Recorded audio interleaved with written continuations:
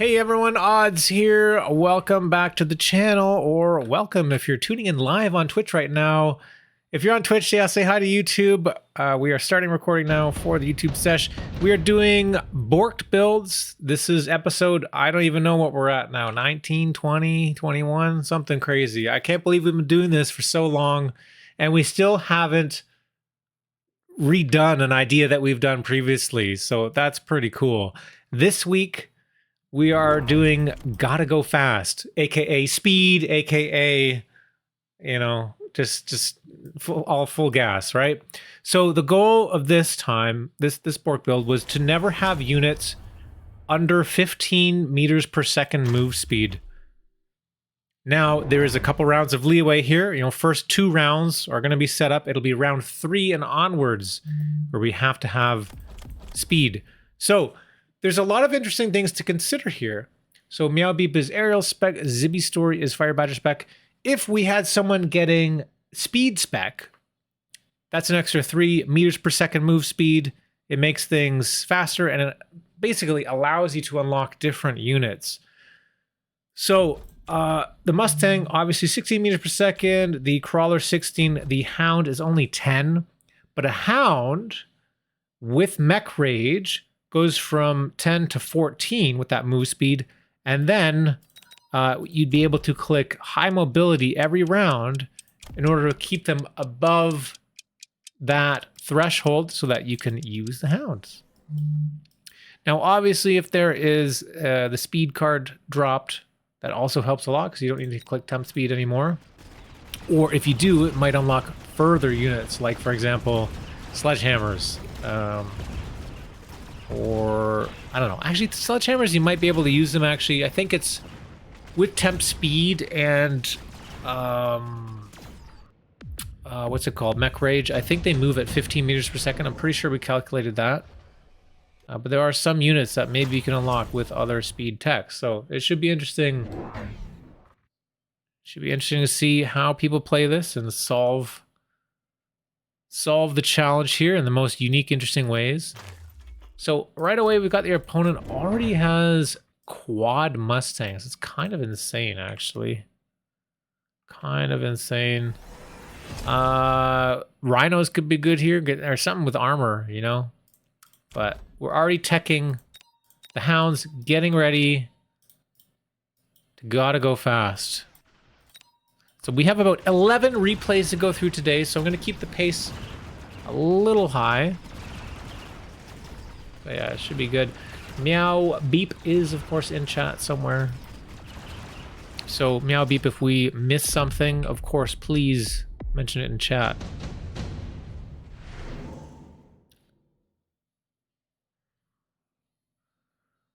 Let's change the music here. Something a bit chiller. Actually, maybe we should have fast music. We gotta go fast. Let's just let this play for a bit. All right, so Rhino Assault, extended range Phantom Ray. Extended range Phantom Ray with the aerial specialist could be decent, I guess. What is the speed of the Phantom Ray? 16? All right, we got this whole formation going on here. Already double tech. Chamber compression? Pretty crazy. We've been playing a lot of Sledge Behind the Line here. It's quite good.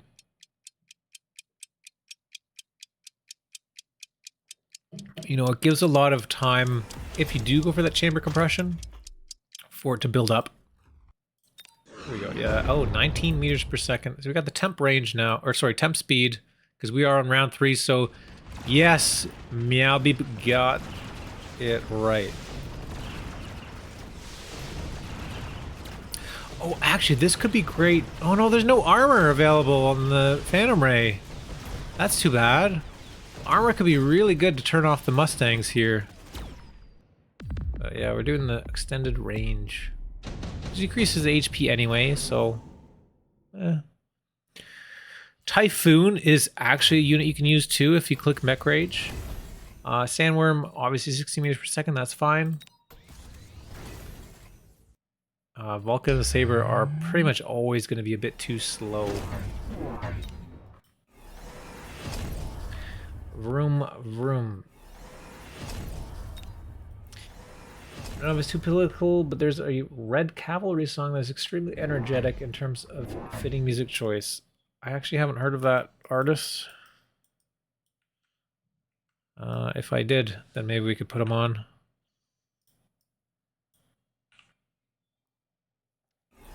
Actually, whatever. Let me see.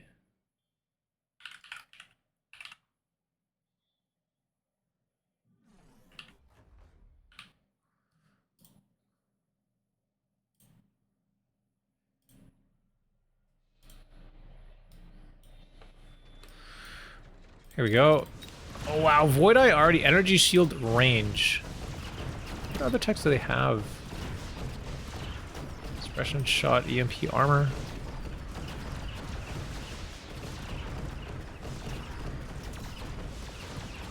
This guy's trying the old Void cheese. You guys call everything cheese. Like, what is not cheese these days to you? Because the way I play the game, there's no cheese. It's just playing the game. I think mechabellum is pretty low on cheese.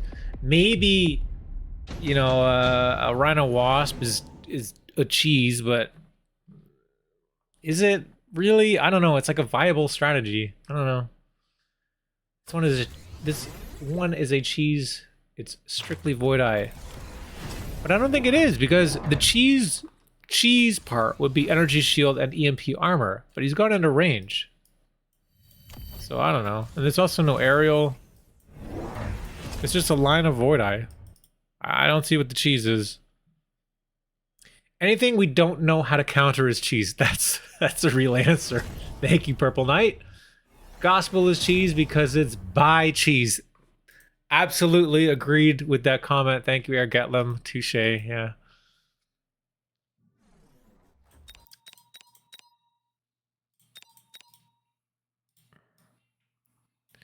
So,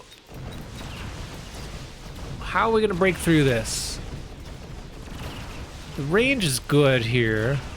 I think this is a problem, though, that all of these Void Eyes, you know, the hounds are going in first, and they just get blasted. We need some crawlers or something in front to tank. I can't post the link, but it's called March of the Red Cavalry. Oh, this is the band Red Cavalry, so I didn't know if this was what you were talking about.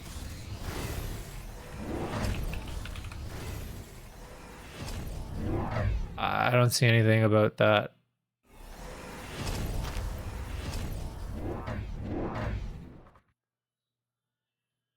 What's the artist?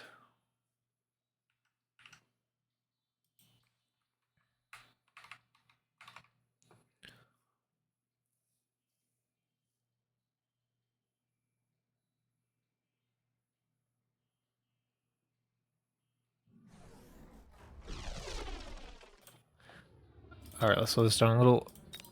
What else have we got going on here? Yeah, like watch this. So all of these hounds are about to be obliterated. Oh god, they're all gone. We got the worms now, but the timing is a little bit off. A little bit off. I think if we get a couple packs of crawlers, then everything will kind of work out. The crawlers will get shot, then the worms will come out, the hounds will stay alive. Have I mentioned how much I love Rays these days? It might be my favorite unit since the ground targeting dropped. Yeah, I think I see you say that, like, often in the Discord. That's great. It always feels good when you have a unit that you feel good about.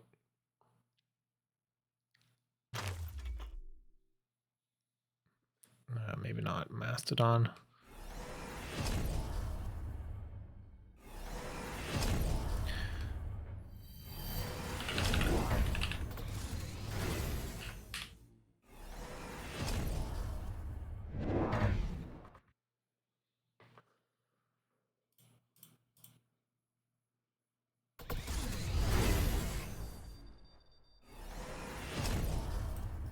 Alright, whatever. we found some more music. All right. So now we've got sabers on this side. I'm not sure what those are for. Oh, I guess it's for the sandworm here. But yeah, we got mech rage. Holy crap, 27 meters per second on the sandworm. That's a way to go fast. That is definitely a way to go fast. Is this rhino just going to kill your own crawlers? Double storm on the line would be juicy. Yeah, for either side too, actually. Oh, the crawlers split. Look at that. Beautiful.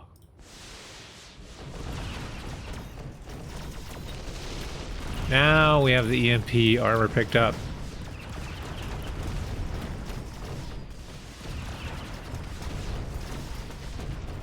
Ah, yikes.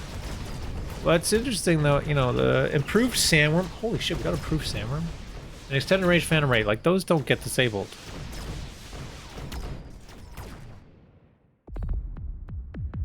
Because they're not techs.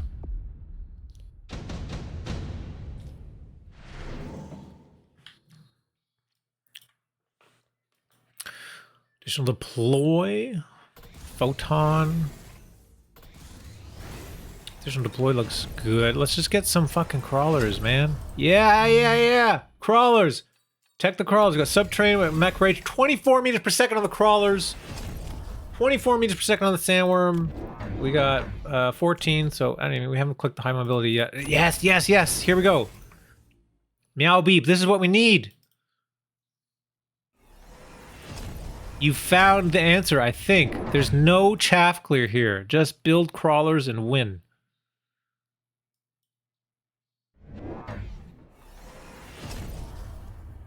So now, importantly, look, with mech rage, with subterranean, the crawlers, even though they're behind the hounds, they will still filter through. So they don't need to be exactly in front. Timing should be a lot better this time.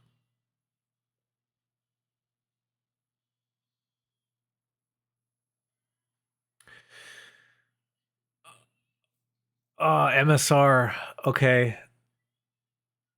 The Red Army, Red Cavalry March. Okay, I can't find that on title, so. All right, here we go. Here comes the crawlers. Crawlers look good. And now EMP comes off as soon as those void eyes get hit. We might need to see. Oh! The tower! The tower goes down! The tower on the right goes down too! These sandworms! Is it the improved sandworm gets extra splash range by 5. It managed to pop that tower. That was beautiful. It did not look like it was going to hit it, and it just took it down. The extra splash range really helped there. Whoop. Another additional deploy. Oh, you know what? Improved sledge increases the movement speed by 3. That could be a cool card.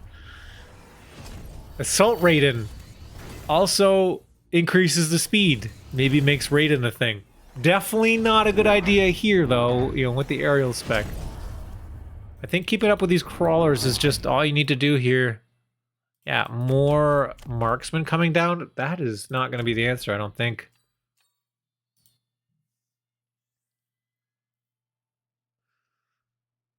The EM voids are a nuisance. Photon wouldn't last long enough. Photon also doesn't really... Well, I think the Photon would last enough, actually, because we're so fast.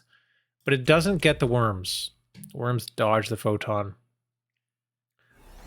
If you EM the EMIs, do they EM you back if they survive? I know they don't if you EM and kill them in the same shot. Okay, so if you have a unit that has EMP and you hit the Void Eye, the EMP does work to turn off the armor so that you don't get EMP'd yourself. It didn't always work that way. When it first came out, it was the other way, but this time now you can counter the EMP armor with EMP.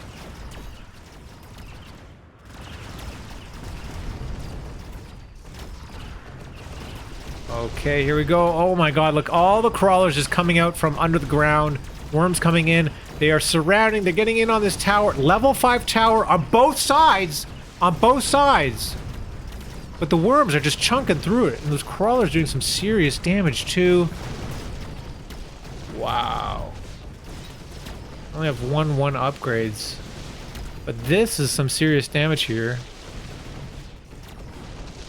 Is it enough? It's enough! MeowBeep gets the win! Gotta go fast. Nicely done. Good formation here. Very scary if the opponent ever decided to build Stormcallers. But I like it. I like it. You found the answer, right? With the crawlers. Once you got the crawlers online, opponent just had nothing to deal with that. So, good job. Great comeback. Thanks for the replay. We're going to go now to JD Howard. Mech Rage Subterranean Crawler is amazing, I know. My brother uses them a lot. A lot of people don't run Mech Rage on Crawler, but I think the speed is like pretty serious. Pretty substantial.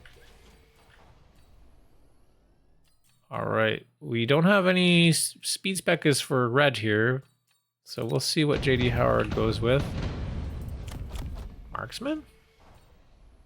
Wait, is this right? So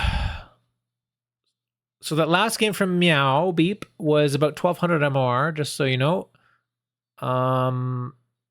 This replay here from JD Howard is about 1400 MMR. Comment here is grab a starting pack with 3 marksmen, hoping for a lucky card to allow me to use them. Thankfully, I got a haste mod, allowing me to at least keep 1. And then I'm not going to spoil the rest of this, but okay, here we go. That's pretty risky. But I think this should be a really fun game. JD Howard always has really interesting games that I always look forward to.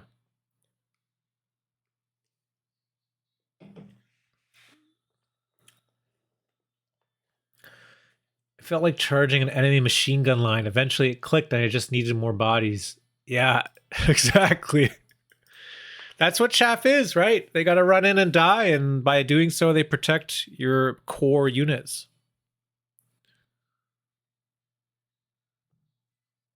All right, let's speed this guy up a bit. So, training spec.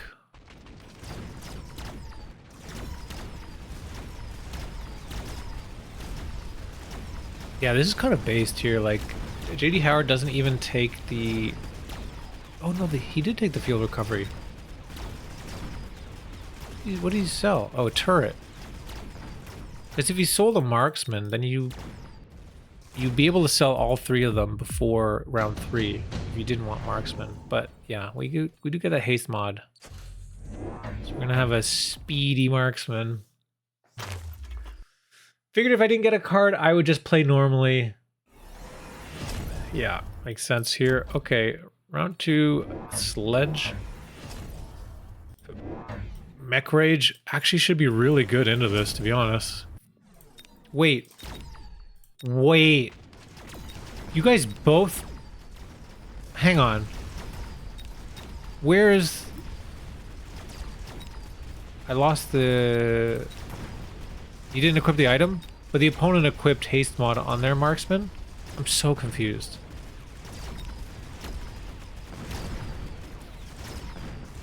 He just didn't use it yet? It's just great. It's just so funny though, because like you'd never see this. And here it is. It's gonna happen twice in the same game. Ooh, steel balls. I think that's the only thing you can pick here. Yeah. Because now we're heading into round 3. Assmen. Assman, temp speed. Maybe we should have said it was 14. But you figured it out. 15, yeah. Oh, shit. Oh my god. This is amazing. Level 3 marksman with haste mod, assault mode. You can keep him. He's 19 meters per second. So fast. So fast. These sledges, yep, 16 meters per second. Wait, 16? Oh, okay. Great. I thought it went to 15 with Mech Rage, but my math is wrong. Dude, this marksman's actually like tanking a bit. I liked it being 15 because you had to try to get some units. Yeah, the extra 1 meter, I thought, helped a few breakpoints.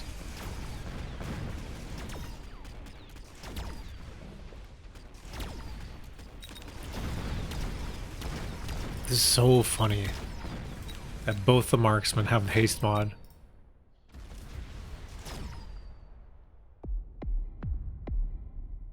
$14 was too many.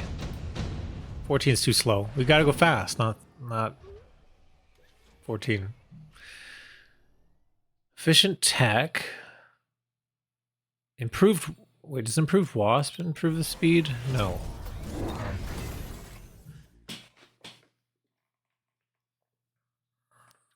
So, how are we navigating the rest of this game here?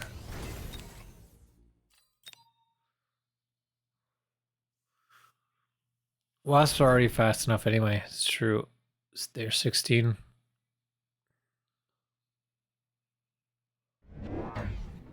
This missile, I don't think it's going to be that great, right? If this guy's fast enough, he's just going to tank the missile. Dude, the marksman is as fast as the crawlers. He's so fast. He's the fastest unit on the board. Like, tied with fastest. That's crazy. Get our 2 upgrades. Look how fast this boy is. Tank that missile. Boom. He lost a little bit, eh? It's okay. He just sprints. Guy's preparing for the Summer Olympics. Oh no, you know what? He's what's it called? Biathlon or duathlon or whatever? The skiing with the gun. That's what that marksman does.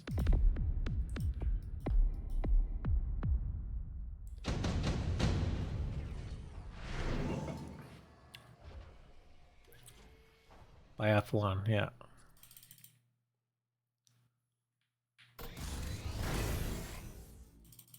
Running and gunning.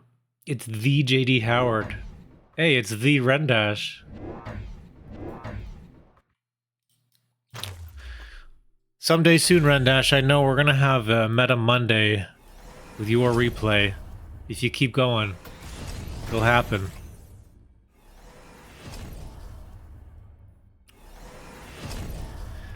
Biathlon. There's also Tank Biathlon. Kind of interesting. Western countries decline participating in that for now. Tank Biathlon?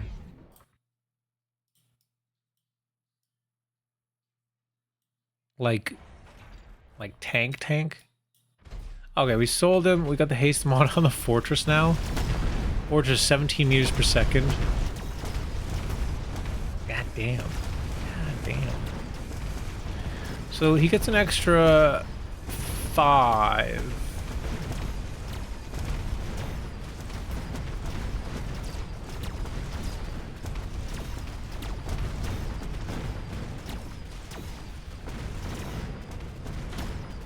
Two fort, 2 family.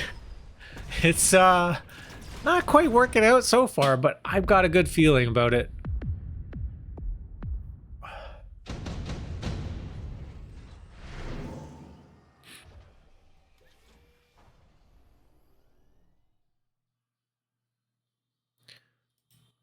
Two fort, 2 family. What are we selling out? We sell out the balls or something? Okay, now I've got the Farseer. That's 16. That's fine.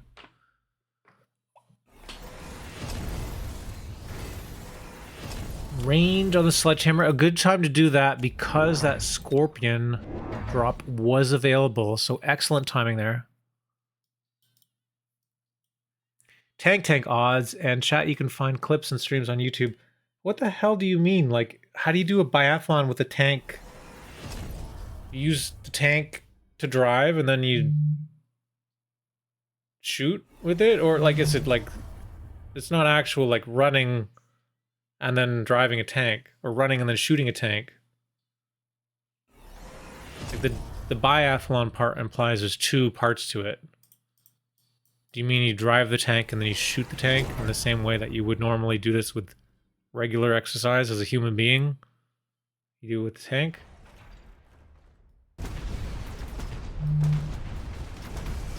Acid crawlers? Interesting. Oh, just to me it seems like driving and shooting a tank is like the normal like behavior of the tank. It's just regular practice. Training. Nice tower. Things are working now. This fortress. Oh, he's level 3. Just got this one saber to deal with. Tower goes down. This fortress is totally fine. 118,000 HP, 21,000 damage. Oh, he does die right at the last second there, but that's okay. Yes, you drive the tank and shoot the tank. Extra rounds if you miss in the shooting phase. Okay, I understand, I understand.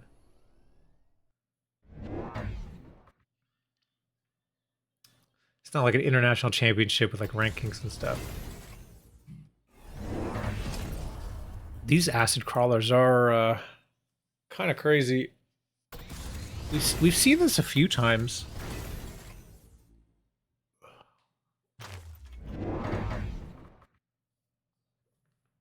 Okay, lots of crawlers still. How is the steel ball doing? Not much. Photon. We've got aerial on the Farseer, but there's nothing in the air, JD Howard.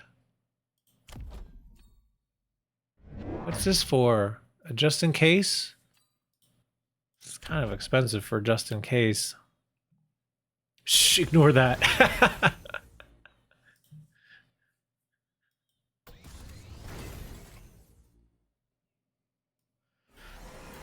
Tower level 1. Oh god, there we go. Level 4 fortress. Hell yeah.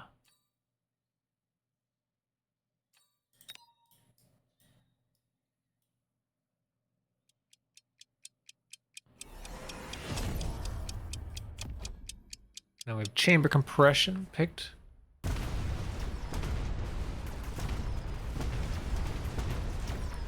Crawlers go down. We can walk through the acid, no problem.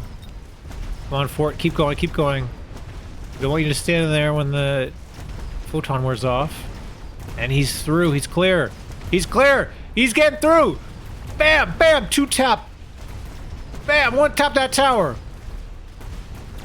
Just completely annihilating all these units here. Now the 1 saber remaining, and it stands no chance.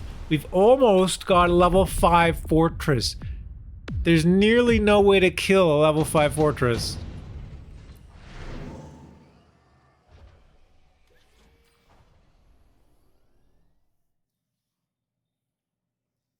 Alright, what can we do here? Oh yeah, okay.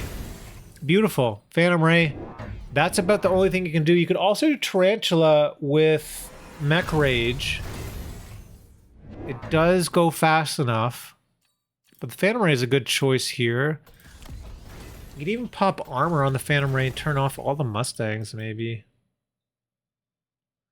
Okay, now we got Fire Badger, Scorching Charge. This player just wants to stop you pushing in here. Oh my god, more Phantom Rays. More Phantom Rays. I don't know why, but I was confident he was going air, and I was feeling so good that I was going to counter it. For eating good from the Scorp, that's true. Really fun game. The front line of the opponent begs to get missiled. Debatable. It's over 5,000. You know, the missile only does 5k. So you'd have to double missile each of these badgers, each of these packs. So 1, 2, 3, $400. I mean, you could do it. It could be a nice swing. But I like throwing down, you know, the extra farce here and a couple phantom rays here. I think the phantom ray will do well. There's not a whole lot. Oh, we got the mech rage crawler. Last second adjustment. Underground might have been good because now all the crawlers are dead. But this fortress, can it be stopped? Oh, that's a lot of damage. That's a lot of damage. Boom. We get to level 5. We get to level 5. Just get this guy. Get this guy. Oh.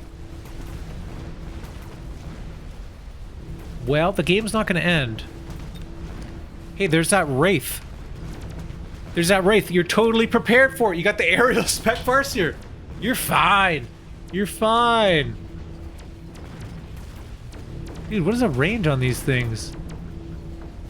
Crazy.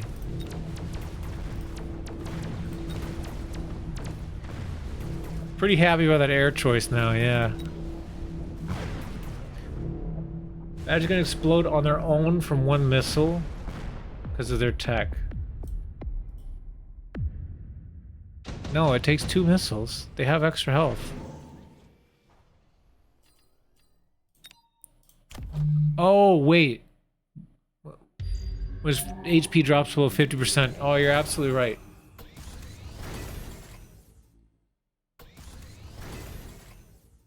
No, it would just charge forward. I don't think it it's not like any of this is hacked or whatever, and the acid from the crawler is happening at the same time, so it doesn't count in that same tick.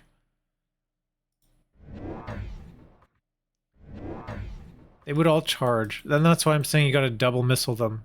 Because then the fire kills the crawler, like everything. I don't know. It's not that important, I don't think. We got the EMP, or sorry, photon.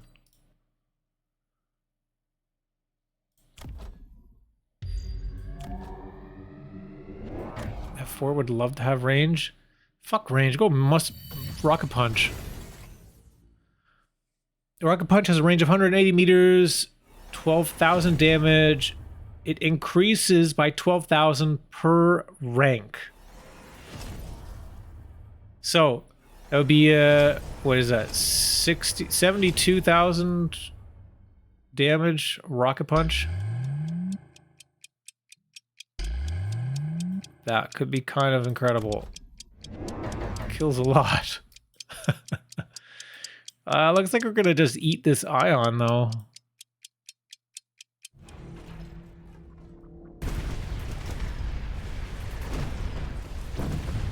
I did my math correctly. 72k. Feels good, man. I can math sometimes.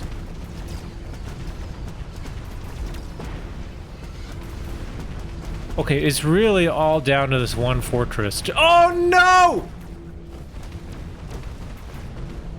What happened? Oh, but the Farseer, the Farseer. Is there enough damage? If the Farseer lives, that's 300 plus a junk. Oh, I don't think this is it. I think we're going for another round.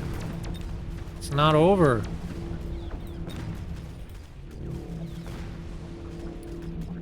Or AA scales from item. Yep.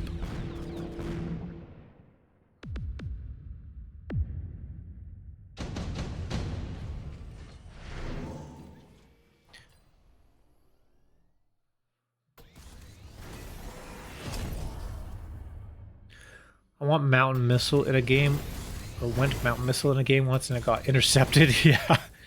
The rocket punch can get intercepted too. It's rare, but it can happen if you have enough missile interception. Because the way the interception works is the missile has like HP, and the interception does like damage to it, and then if it does enough damage, then it clears the missile or whatever. It moves on to the next one. So that's why some projectiles don't get cleared very often. Because if there's other stuff to shoot down too, then it just kind of always makes it through. It has enough health.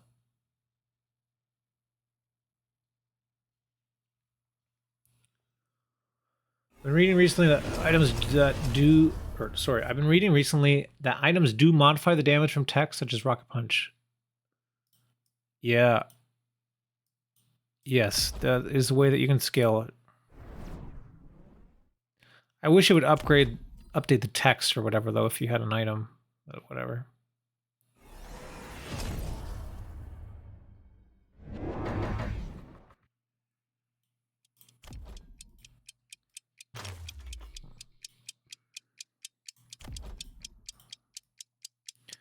Okay, now we got the rage cage happening.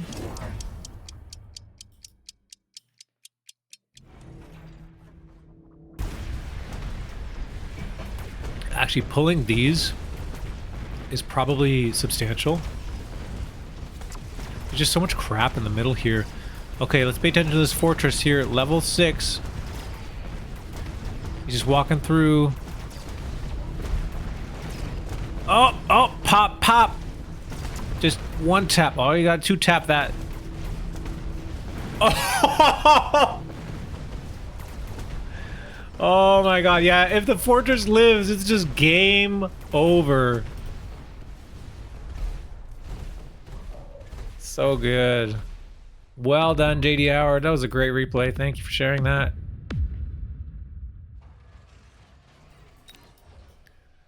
So, it ended up having a lot. What is this? Sorry, let me... How do I... There we go. Total damage, 779.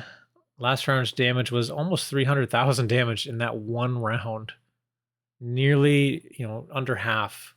Like 40% or whatever of his total damage in one round. It's nuts.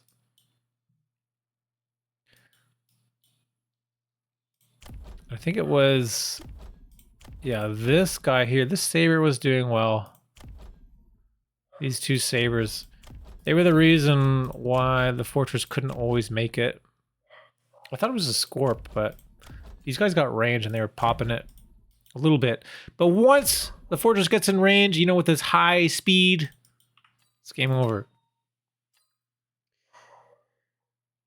Who's up next? We got SiriusCowKing up next. I see you in chat. Let's go, SiriusCowKing.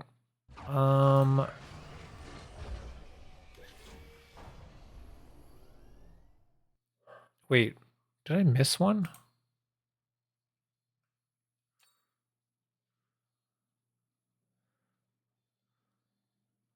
Where did this come from? Meow. I got Meow, I got JD Howard, and then the next one is a RedScare. Oh, you posted in RedScare's game. Oh, shoot.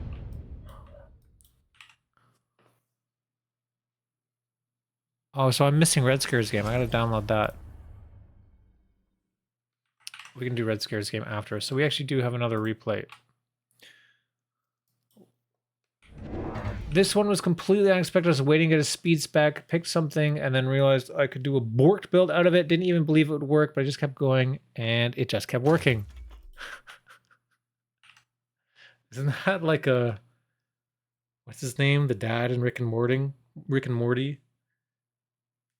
I just kept crawling, and it just kept working.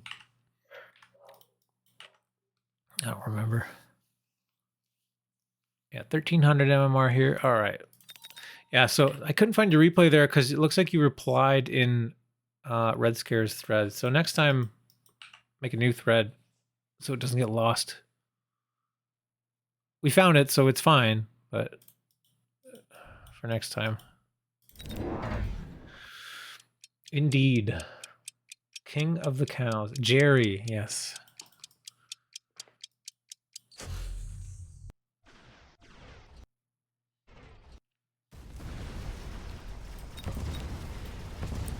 So we got the Hound Ball. I mean, this is a great start. I mean, it's almost kind of meta, right? You know, Hound, Ball, Crawler, like, you don't even need to Borked Build it. You just go Handball Crawler. And then Phoenix for air.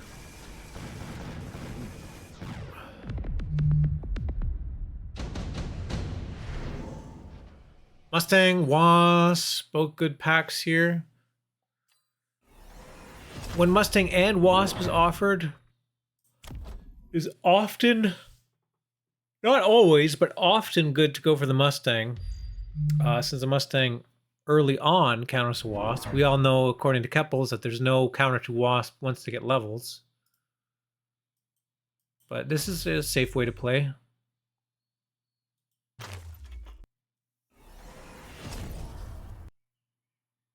Yeah, we almost lost RedScare's replay. Might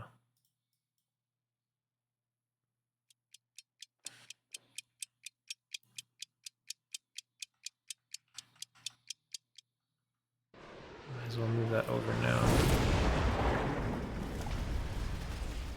There we go. Oh, got a good lock. Good locks. Handbound Crawler, then the enemy builds Scorps or air in my experience.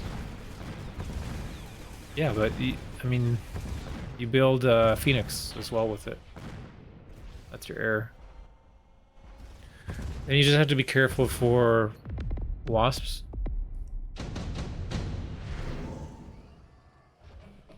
But usually you have time to react to the Wasp.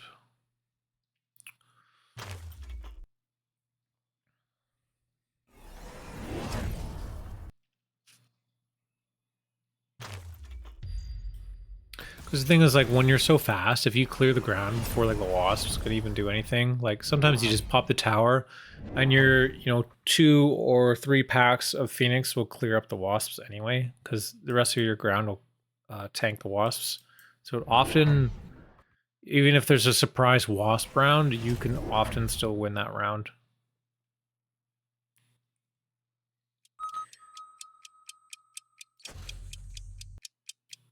Atreides, Aaliyah Atreides, Maudib. I'm gonna turn off the chat in a moment, but let's watch this round. We got more balls now. We have the high mobility activated. Things are happening.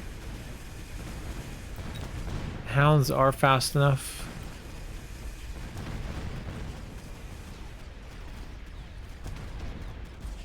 Oh, okay, we got some good locks. This looks pretty good.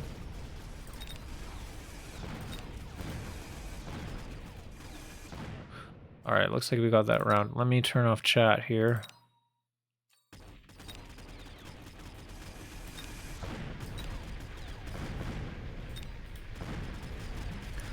Lisan al-Gaib! Lisan al-Gaib!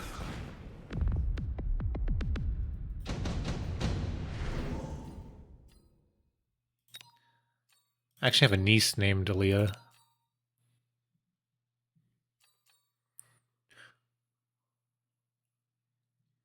Oz just leaves to go play a 2v2.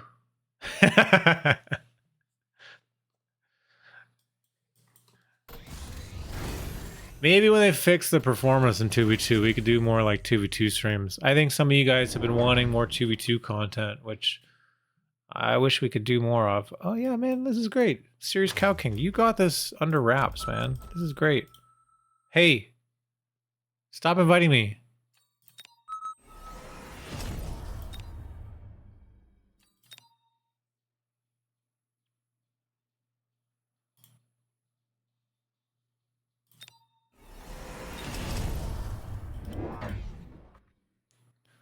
I can hear them, even if I can't see them.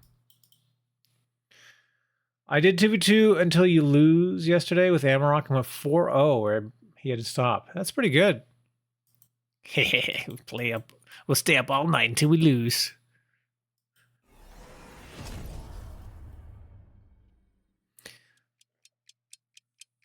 This is just a straight up awesome game, but performance wasn't great at the end. Yeah. Yeah, so when the Meg 1 2v2 tournament thing happened, 2 seasons ago, I was really worried about Odyssey because he has my old PC and it's a piece of crap. It's like 10 years old. Even at the time, it wasn't super high end. It's well, I mean, it was like, okay, it's got like an Intel i7, but it's like a 3770K or something. Like really old. I can't remember what graphics card it is. One of the old GeForce ones. I was really worried in the 2v2 because he was playing the 2v2 for that Mag 1 tournament. That if it went past like round 6, like his computer would just crash. We've played a lot of 2v2 in the past and it was fantastic, but recent updates have made it nearly unplayable.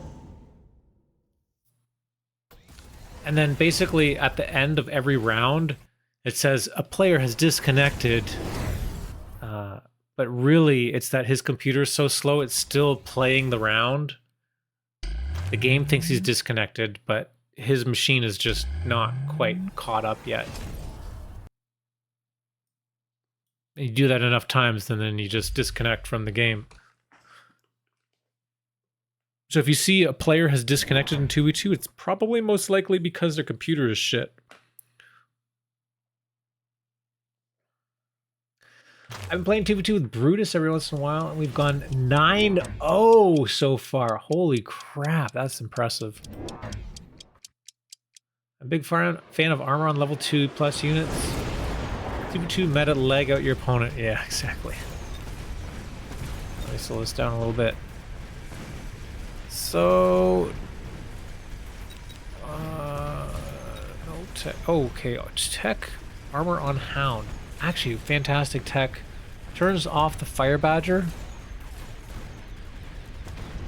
Now, there was an option there of doing either the Steel Ball or the Hound armor.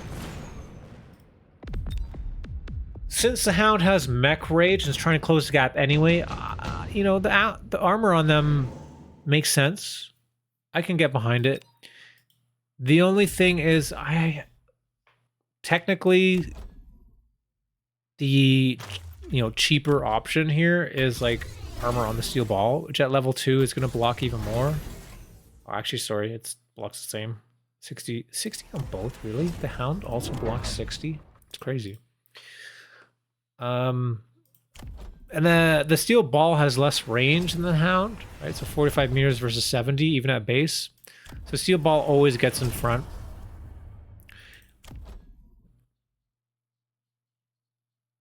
One thing you have to think about, sometimes when you go into armor, your opponent will go hacker, and then you won't have something to kill the armor.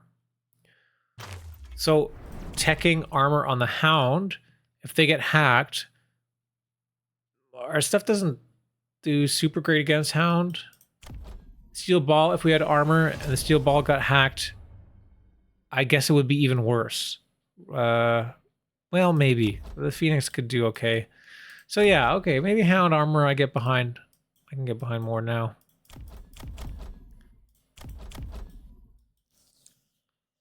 It's a bit of a circular rant about, I'm not sure which one is better to get armor here. I don't know if there's a definitive this one is better. This one is cheaper.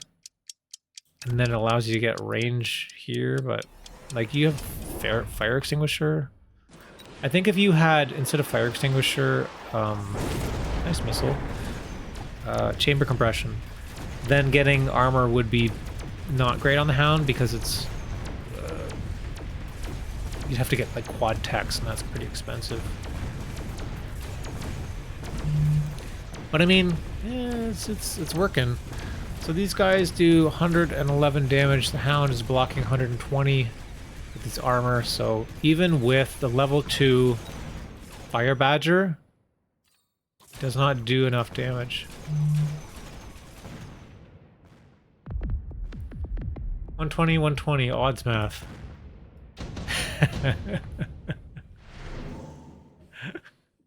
120 is greater than 120. Photon coating could be great here. Okay, we're going for the jab. Yeah, it's a good jab. It's a good jab. photon coating on like the steel ball or whatever could be really good too. But might as well go for the jab. You've got your opponent up against the ropes here. This is actually a clinic. SiriusCowKing is putting on a clinic here, just taking no damage whatsoever. Opponent grabbing more sabers with secondary armament, which like theoretically could be good, but you got too much stuff. 15,000 damage, and the steel ball has, well, 13,000, so they do one-shot it, actually. Oh, sorry, that's the HP. Fuck, I can't read. 7,800, so... so it does 2-tap the steel ball at level 1.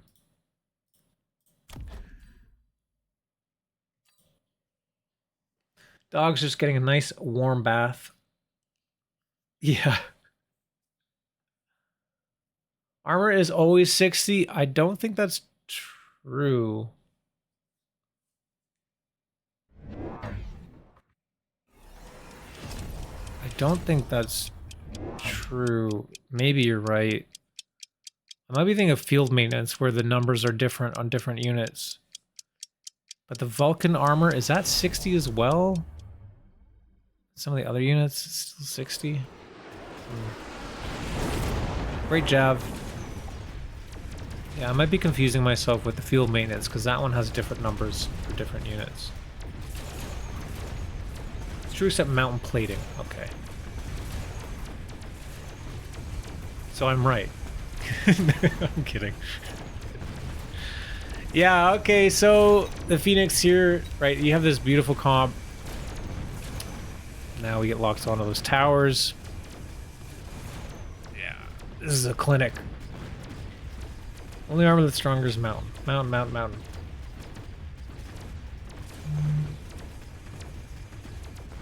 Oh, I'm not sure what that was. I took efficient tech and was planning on getting a bunch of tech next round, but this was really one-sided. Yeah, you did really well here. Efficient tech on round 5. I mean, like, it's so funny too because like it doesn't even look like you're doing a Borked build, eh?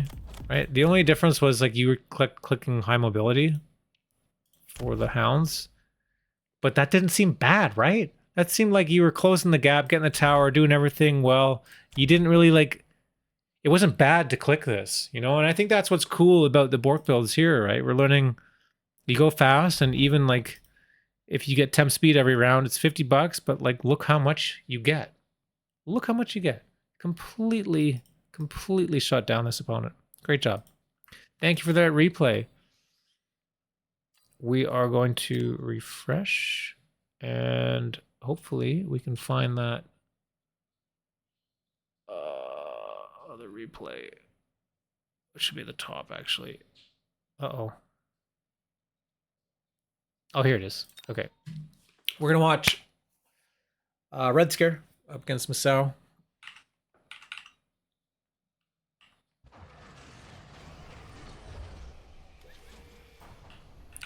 RedScare says this is advanced power round 3 and it was off to the races. I love that RedScare does this too. At like over 2k MMR. He's like 2.2 or something. Both very, very strong players.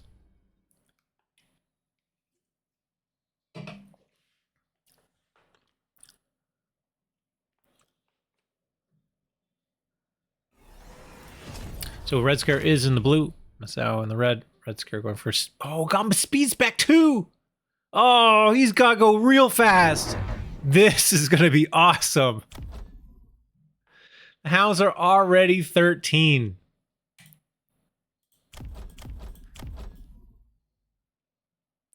No. Sleep till Brooklyn. I'm pretty sure that at that potential speed, if a crawler hits something on the ground, it can attack flying units. Like if there's like a ramp. There should be a way to launch crawlers up into the sky. You know, the worm has an AA attack. Crawlers need something. Give crawlers wings. Give them a Red Bull.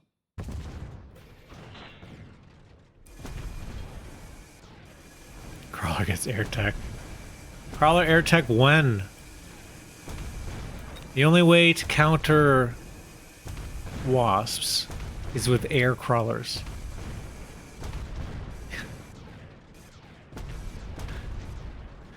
Walls get steamroller tech? No, I think that the War Factory needs a steamroller tech. And then whenever you mobile beacon with it, it just runs over all the units and splats them like Command and Conquer. Oh.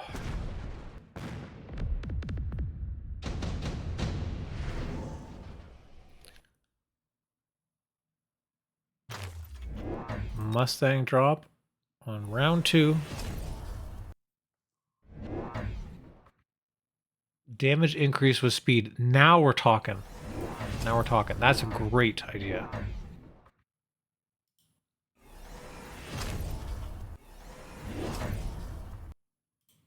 The crawler, yeah, should be... The faster it goes, the more damage that first shot is going to be. So, you see, like, they come in now.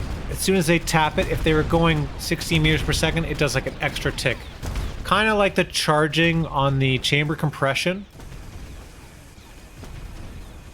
It should be based on the speed the crawler was going at the moment of the first attack. Obviously, the subsequent attacks, it doesn't have a speed anymore, so therefore no extra damage is calculated into it.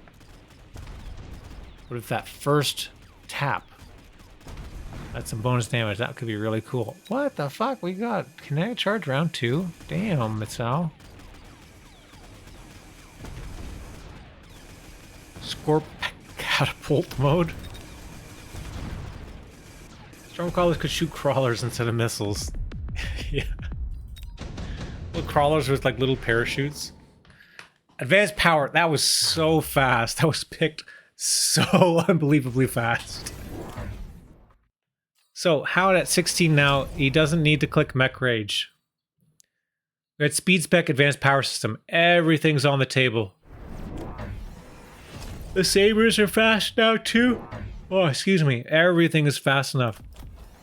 That's cool. Nice missile.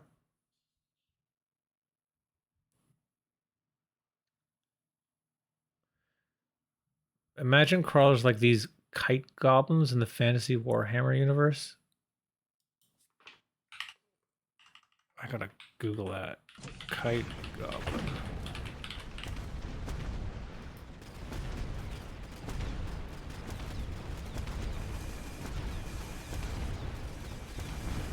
I don't see specifically a goblin with a kite, but I do see some catapults and some goblins.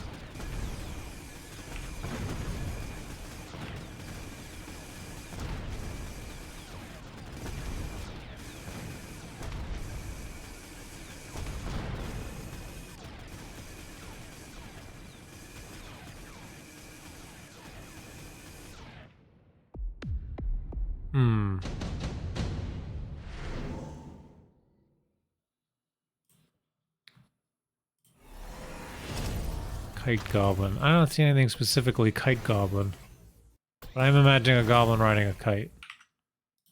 So I'm gonna keep imagining that because I think that's pretty cool. They shoot goblins with catapults, and the goblins got wings and swerve like homing missiles. They exist in the game Speed Freaks. Tank guided missile shot.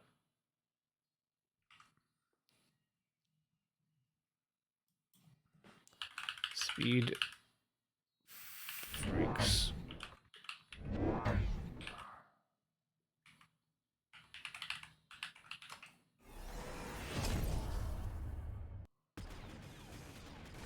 Oh, Speed Freaks, it's another tabletop game. That's cool. Excellent pull here, obviously. Wow. Range on Hound. Meanwhile, we have range chamber compression from a sow. With the range on Hound, like notice, well, I was going to say 95 meters for that, and a Hound is 110 meters, so never mind. The Hound is behind, so therefore the balls lock on. Scorpion? Is a Scorpion fast enough? It's technically not fast enough unless we get temp speed. I don't know if RedScare is... Oh, yeah! Yes! Yes! Fucking legend. It actually does it. Temp speed, just to... May as well. Now we're at 60 meters per second on that Scorpion. We've got the field maintenance here. Still have to be careful of these steel balls.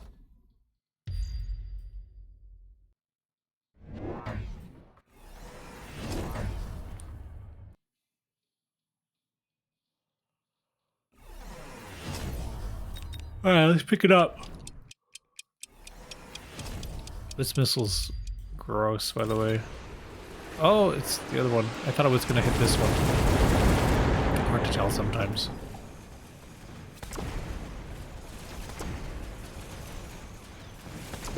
His pull is so obnoxious. His left side here doing very well. So now, yeah, with Scorpion, field maintenance, we can go for like range on Mustang. Scorpion, Mustang, a very strong comp, and then, you know, mixing the Hounds in there too.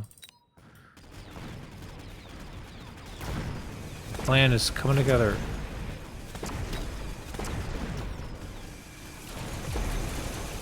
Oof.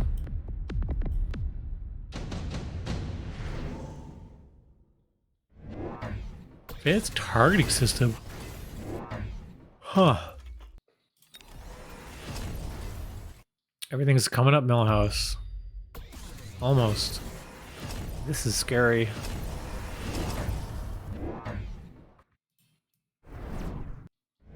There's a lot of crawlers on the board. If we get another flank here, that could be really good. Because we're so close to getting the tower. And this stuff comes...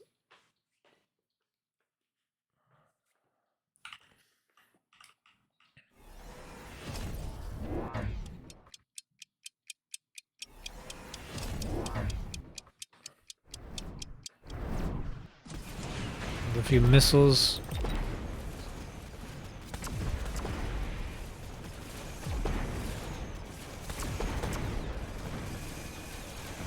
The upgrades. 1-1.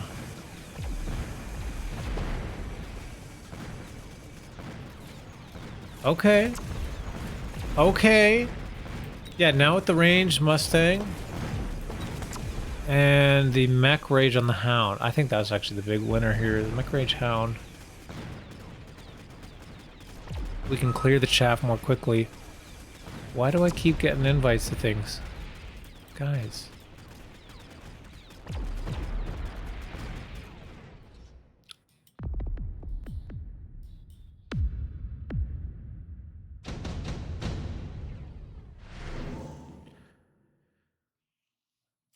A bit late for super supply. EMP or redeploy? I don't think anyone's going to do. Excuse me, Giants. Tank production's probably moot. Probably go for EMP here. Sal goes for it. Yeah, double EMP. That should be good at slowing this down. Perfect song for the tempo change.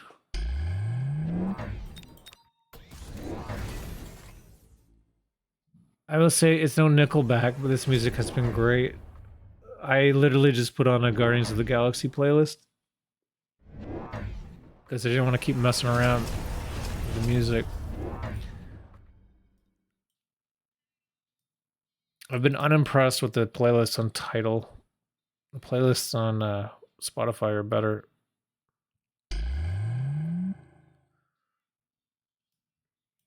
But I also haven't used it as much, so it hasn't figured me out in an algorithm yet.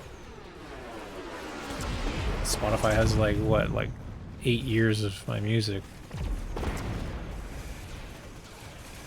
Tidal has like 18 days.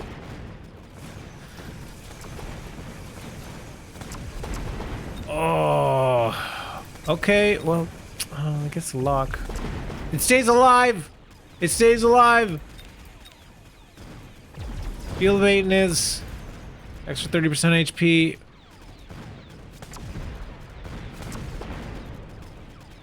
Come get your love now. This is looking fantastic, and there's so many scorpions left. That's a lot of damage.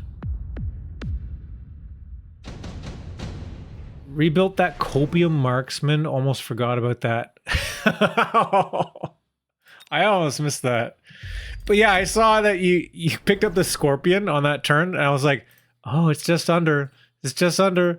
But you clicked on the high mobility, and everything was perfect. Beautiful. I'm so impressed. RedScare, the legend. Doing the Borks all the way up. 2k plus MMR on ranked.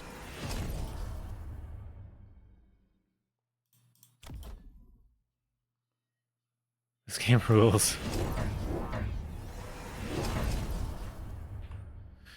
It's so fast. Oh my god, wait, you took the super supply on turn 7? No, there was another one. Did I miss it?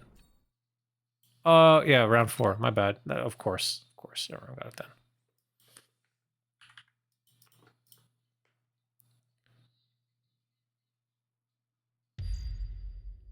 Good dodge.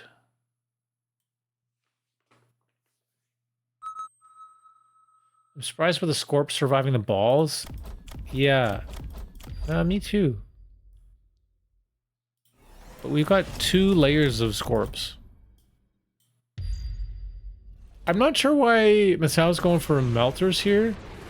Because the steel balls already kind of do melter things. They've even got like double range techs, so it seems kind of redundant. I guess he doesn't want them all to blow up to the scorpions, but what the fuck happened over here on the right side? The flank pulled too much, and then these guys went all the way to left, so it left a wide open spot here for these level 3 hounds to get in, pop that tower real fast. And that's gonna end the game. Just like that. Well done, RedScare. Damn. I've seen you use these field maintenance scorpions a bunch. They are quite terrifying. And when you look at this board, I mean, it's not terribly complex, right? It's a handful of crawlers, scorps, hounds, you know, a couple of mustangs. It's just, you know, it just works. Got this nice, you know, V formation here with the crawlers. Meanwhile, the other board, like, there's so many units. Like, it looks like there's a lot more going on here, but you know, it just works.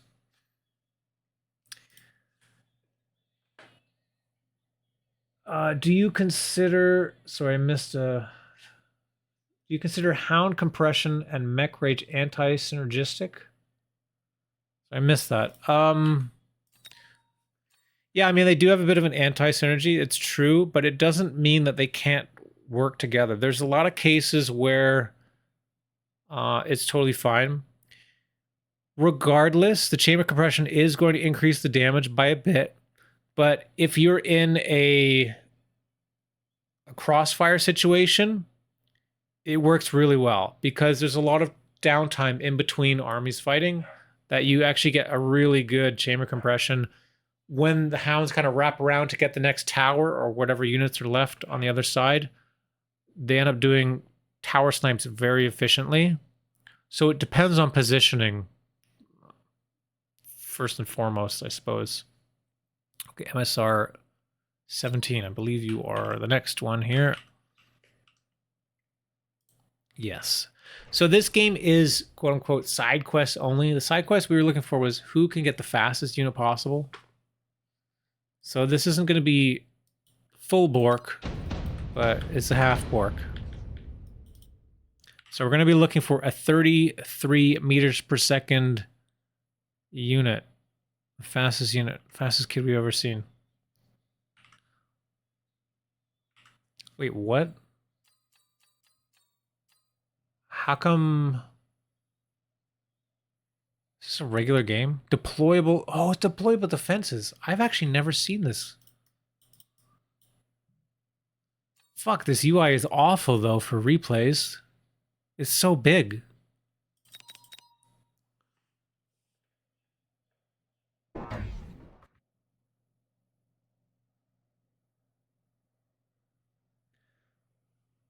It's not really anti-synergy, they just don't interact. The chamber compression is tied to the game clock. It's not that much of an anti-synergy. Yeah, and what's confusing about it is because it is the game clock, and I got this wrong before. I thought it was based on the clock started as soon as the hound fired. So basically, the timing of the hound is... you would have 2 ticks worth if you didn't have mech rage, and only 1 tick worth if you did have mech rage, so it would only be 35% increase. However, that's not how it works. It works based on the game clock, like what RedScare is saying. So it's a little bit random in a way because the game clock is when it ticks here, the second. So you may have some shots that actually don't get any increase and some that do.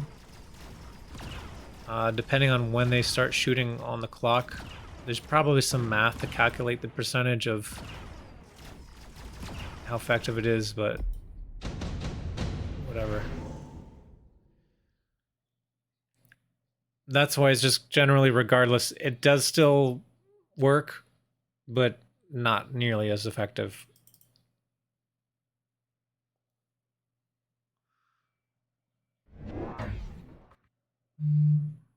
This rift is such a meme. Yeah, let's... Why is there 3 fucking walls? Like, what is this garbage? Who designed this game? Why would I ever want 3 walls? If it's deployable defenses, it should just be nothing. Just don't put anything on the board.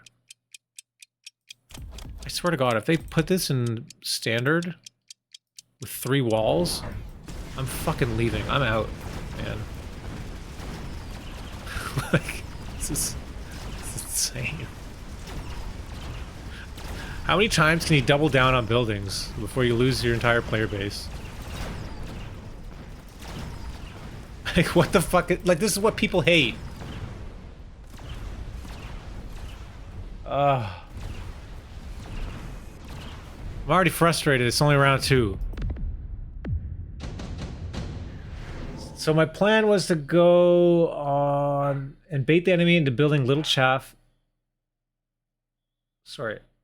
So my plan was to go low on chaff to bait the enemy into building little chaff clear in the first few rounds. Okay. It's always good to go in with a plan. They only live for 2 turns though, no? Oh, they go away? I thought it was only if it was when they died twice. Yes, see? Because these walls are still here. This one isn't. Because these walls died twice. It's not that they last 2 rounds, it's that they have 2 lives.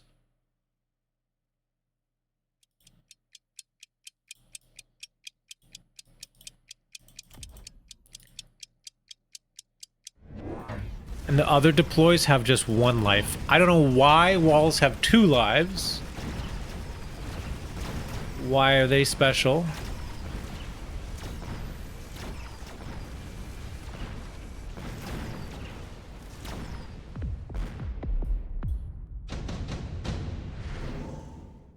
Also, what if you only kill like 1 panel on the wall?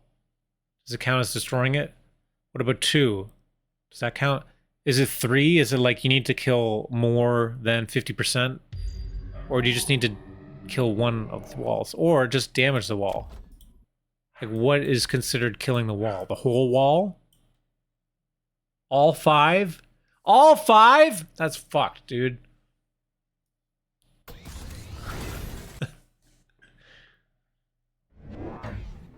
Eight is the limit per round for amount of buildings you can deploy. Okay, that's wild. Like, why wouldn't they just have, like, you can only build one wall a turn? And make the wall fucking free if you want. I don't know. I mean, no, don't make it free, actually, but... great ion there. Ooh, but it kind of feels bad that you don't win the round, even though you took the ion. Yikes. Bit of a yikes there, MSR. The individual panels have their own lives and need to be destroyed. It's like additional deploy sledge. Apuchi was trying all Chungus army. How did it work out? They're not very good. You can literally make a marksman and it outranges them.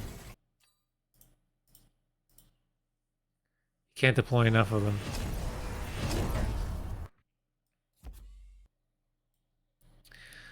Like, I can see how it, you know,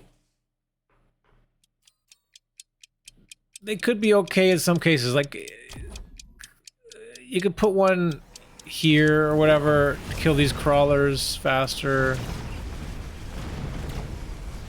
For 50 costs to get like a little bit of like extra chaff clear or something. Like, yeah.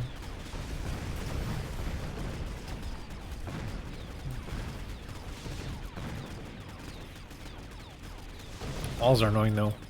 Can you do like a vertical wall? Can you just like build walls like all around your tower? Can you just like wall up and then build like wall, like all around? And then build turrets in the middle? And then storm callers? And then like a Vulcan? If you build enough... So they walk through the walls, but like I know the Vulcan, for example, if you have the cannons, kind of gets like stuck on them.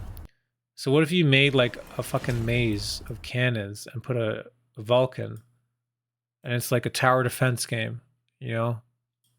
What happens? I used HP as a resource. You can't vertical wall, but you can deploy them on the sides. What? So you can't like put a wall here? These rules just get dumber and dumber, I swear. You can rotate the walls. You can't rotate the walls. Jesus.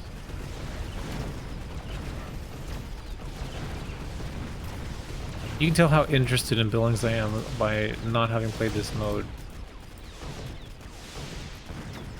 Now I've started trying to go carry crawler. Culling clears chaff so my crawlers stay buried longer. But trapping a Vulcan inside a turret cage is a cool idea.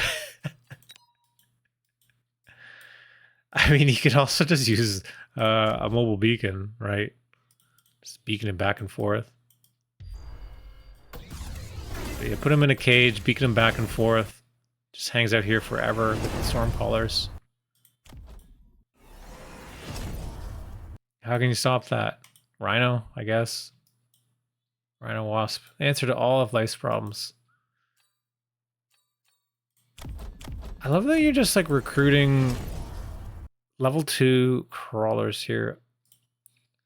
Where's your fastest unit?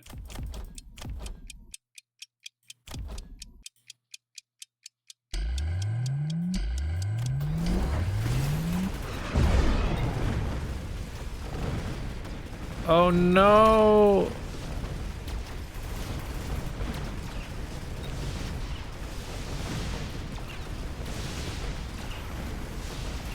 I noticed magnetic barricade isn't a deployable building. I suppose it would be almost like a better / cheaper oil. Yeah. Barricade is like actually like the best building.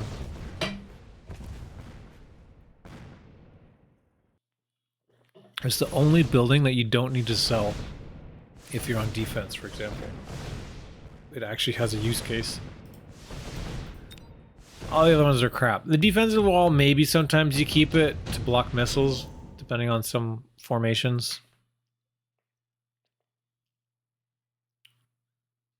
But yeah.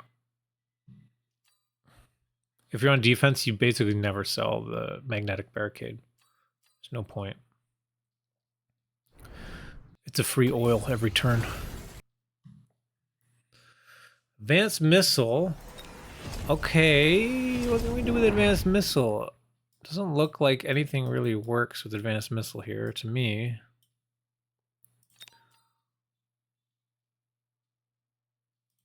Barrier, that's a pretty strong item.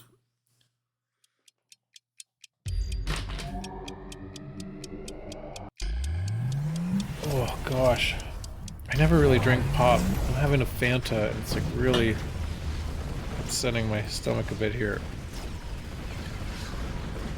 Good missile, deflecting that. I don't know, the last time I had a Fanta, I must have been like 7 years old. I had ordered some food and I don't know, I asked for like a ginger ale or something. And then I got a Fanta, apparently.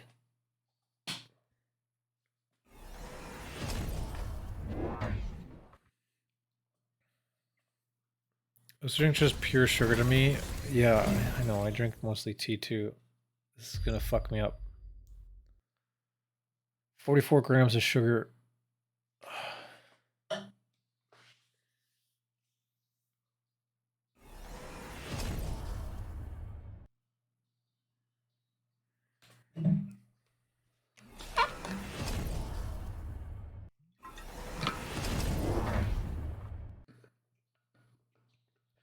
I should have made tea instead. I got some new teas. I got some lemon ginger teas. It's better on my stomach. All right. We got a lot of text here on these crawlers now.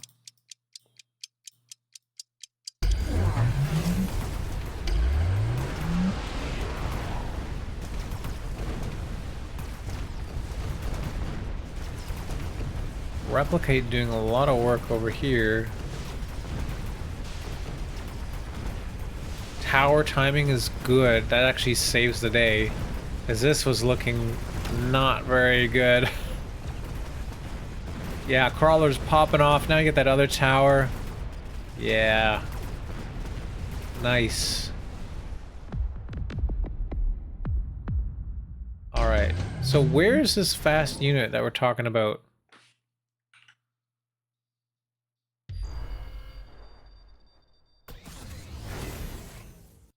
33 meters per second on the fastest unit.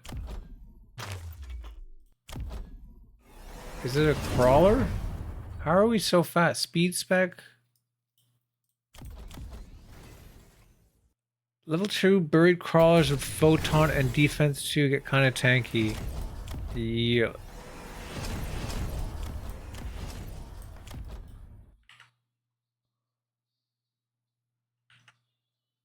Do we have double upgrades here? Yes, we do. We do.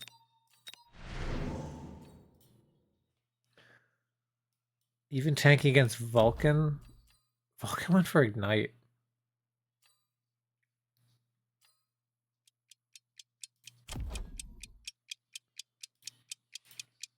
It's a lot of crawlers. Importantly, keeping this one upgraded is great. Oh, here comes the EMP. Doesn't really matter too much with the photon. Oh god, things are slowing down really bad. Replay quality is not as good as it was a few patches ago. Well, this is looking a bit scary. Melter dies. EMP wears off. Oh gosh, here we got a paragraph from JD Howard. will say in defense of buildings, I didn't like having to guess what side the opponent would be deploying on if I was trying to aggro. Round 1 always felt bad if I was doing a start that I wanted either a headbutt or a push. As of now, I can guess most times what side the opponent should go for, and the units they will have. And now it's a mind game of will they attack the worst side in order to force the headbutt, which feels way more fun and is a good interaction. Those are completely valid points.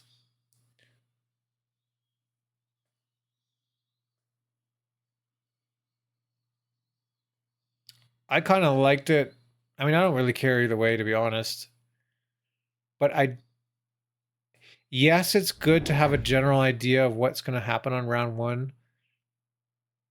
But then in round 2, it really limits a lot of things you can do.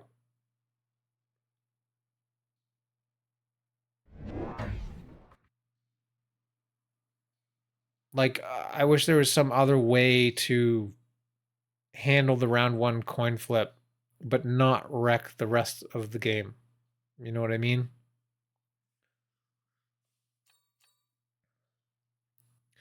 There's a haste mod here that was missed, looks like. I think the extra 100 on round 2 has greatly increased what I can do. Yeah, but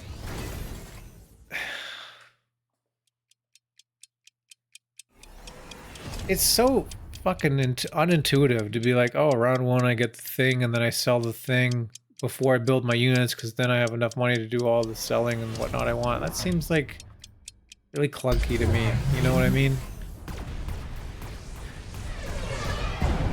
Plus it means, I mean, the aggro player gets an extra $100. But you wouldn't need that extra $100 if there wasn't buildings on both sides. I don't know.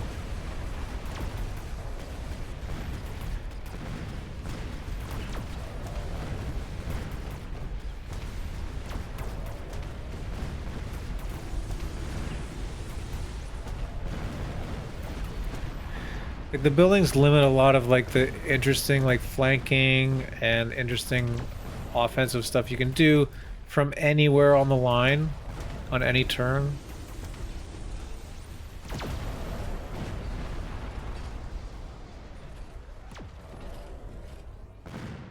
Man, this abyss.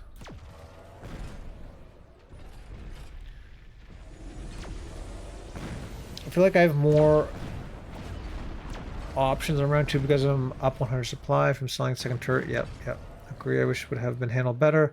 Make buildings round 1 only. Replay is from before the challenge got announced, but yes, haste could have helped.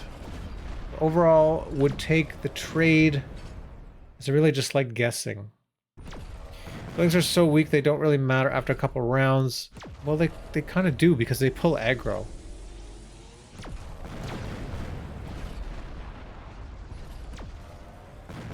The problem is they pull aggro. So like if I put a crawler like, you know, somewhere, like it's just gonna fucking get all weird and shit.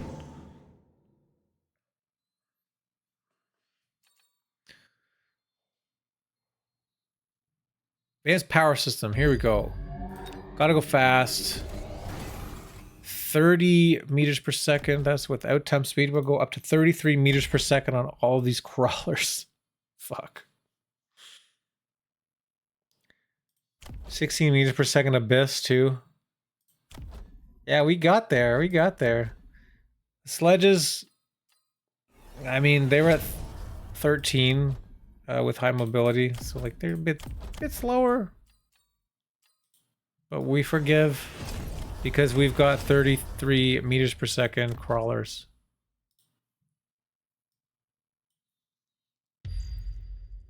This game rules, MSR. It's kind of crazy that you're getting through these Vulcan, like high-level Vulcan with crawlers.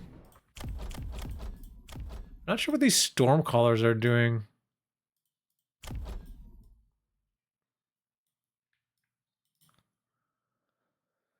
I found this replay interesting because Vulcan and Diffraction Melted are usually considered strong, but the crawlers survived very long. What are the upgrades? Only 1-1 here. Just checking. Scorching Fire was probably a better choice than Ignite to deal with the crawlers. So I think a bit of a misplay from Red. Even still though, a bunch of level 2 crawlers with double defensive and underground is very hard to kill. Fuck, you're killing my computer here. It's a slideshow. Microsoft PowerPoint. Oh my god, too many crawlers. Maybe the memory leak is in the crawlers. Maybe the crawlers don't get garbage collected when they die.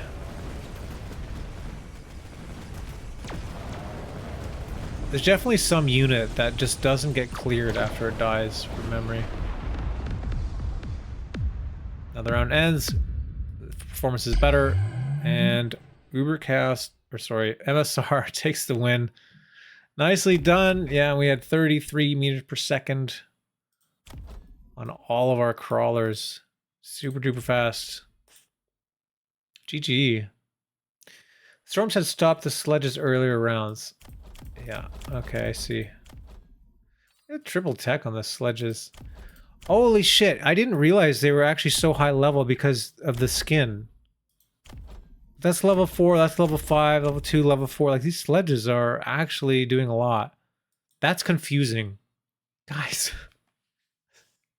That's so confusing.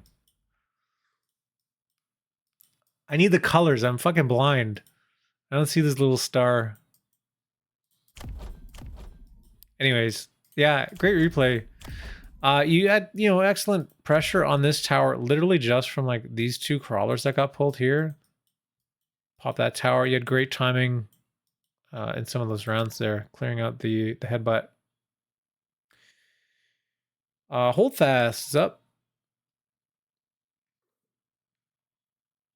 762 HP on crawler, survives like 10 hits from a level 1 Vulcan.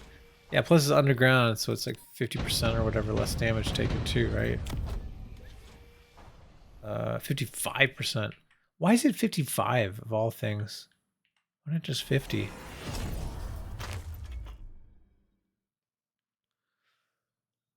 Get ready to sweat. It comes down to pixels. Place yo bets. Oh shit, okay. Right, you did mention this.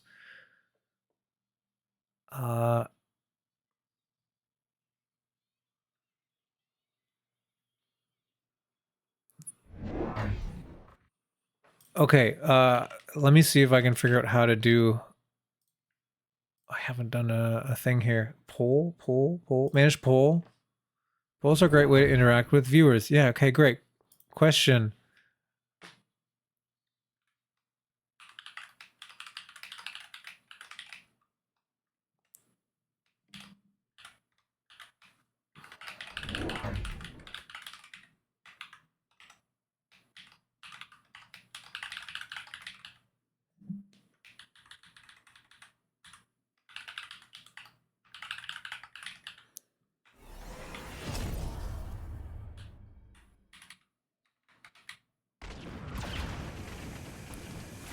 Duration, we'll have 2 minute. Start poll.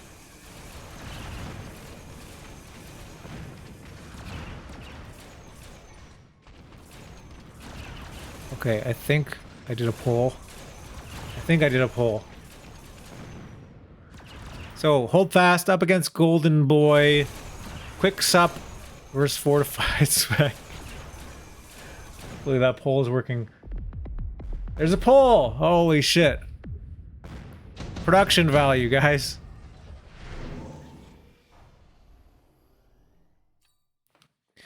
So the description here is game gets really good. It's committing hard to speed. You know what? I'm not gonna leave too much or let you know too much about this. Let's just look at the positions here, right? We've got ball into worm, or sorry, ball into tarantula. Some wasps picked up.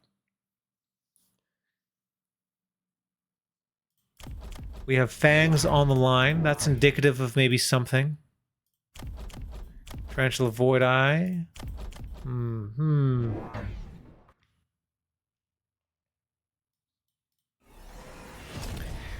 90 damage means 3 hits kill level 1 crawler. 82 damage means 4 shockwaves kill a level 1 untech unbuffed crawler.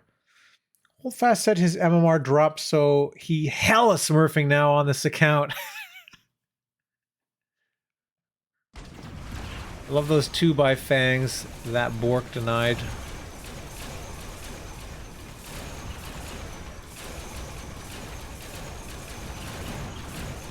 So we're gonna get this round win because of the wasps. Well, there's one pack fangs here, but they're not gonna do anything.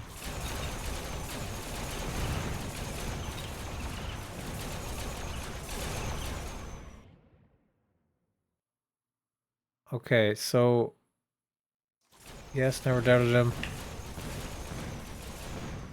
Oh wait, it was supposed to be like a bet. I thought it was like for bets.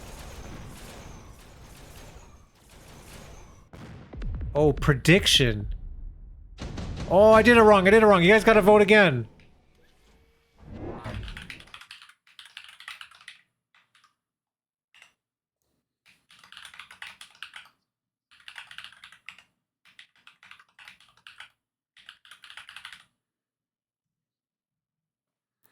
Submission period. Here, I'll do another 2-minute prediction for channel points. Got it. Sorry, I did it wrong. We're gonna increase production value yet again. Increases by the minute. I won the poll! Sorry, we're learning as we're going.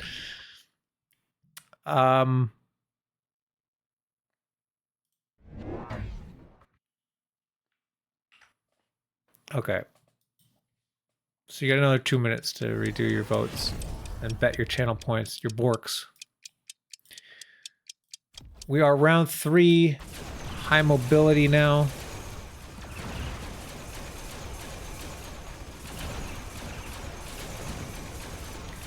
A pool and a prediction. What will odds come up with next? I don't know. I was watching some other streamer doing something. He had like a sound effects board. You could push buttons and it would do like sound effects. Maybe we should get some sound effects. Womp womp. Then maybe I could actually have the quotes from movies that I use. Like the actual use, like they would actually come on the screen and have the right audio and a little bit of sound. Like Everything's Coming Up Millhouse would actually have the Simpsons Millhouse saying that, so you guys have some fucking context when I say things like that.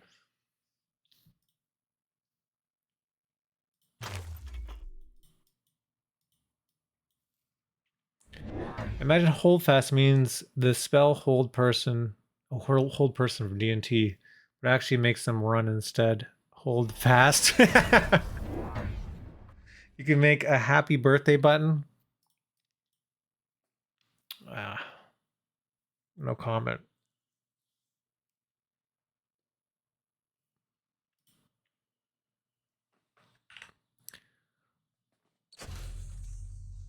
I think Millhouse is from Home Improvement or something. He's actually from Canadian politics, in case you don't know.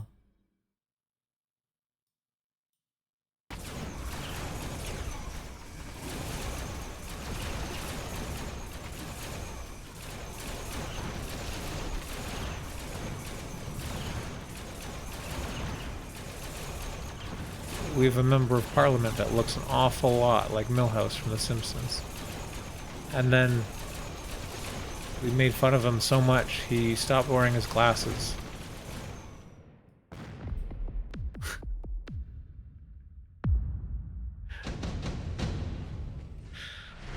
And then he lost his seat in the house and had to take someone else's seat in the middle of Alberta.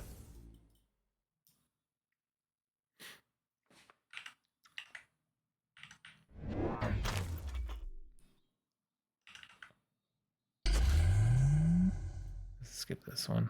There we go. Bullying politicians is great. My dad shares his name with an Australian Prime Minister. Oh.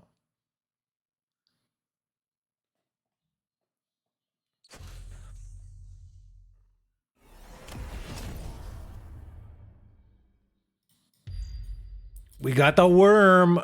24 meter per second worm. We got the deployment on the worm with mech rage. Fuck yeah, that's awesome.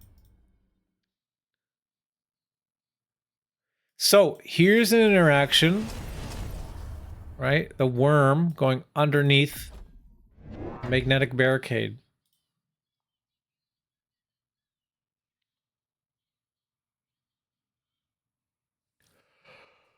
Cherry bomb. Oh.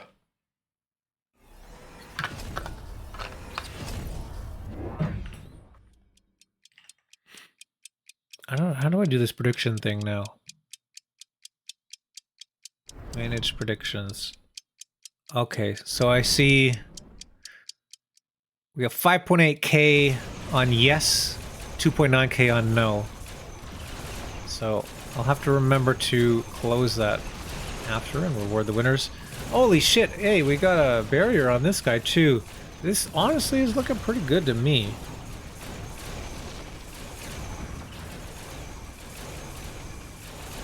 Just gotta avoid these steel balls. I believe in HoldFast. Well, I'm not sure. He submitted a replay that said, maybe I win, maybe I don't. And usually the requirement for replays is to win it. But he said it would be fun to guess if he wins or not. So what does that mean? Does that mean he just wanted to submit the replay because it was a cool replay even though he lost? And so now he's making a game out of it to make sure the replay gets used? Or is it just to steal all your channel points? Is it just because HoldFast himself wants to take all of your channel points? Think about it. It's an inside job.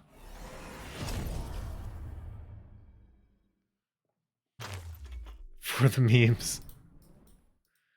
It's an inside job, guys.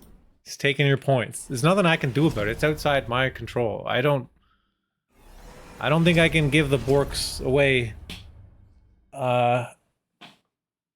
You know, they get generated by the longer that you watch the channel, right? I don't think I can just create them out of thin air. It's not a meme coin. King Worm. Oh, fuck yeah. Not even level 2.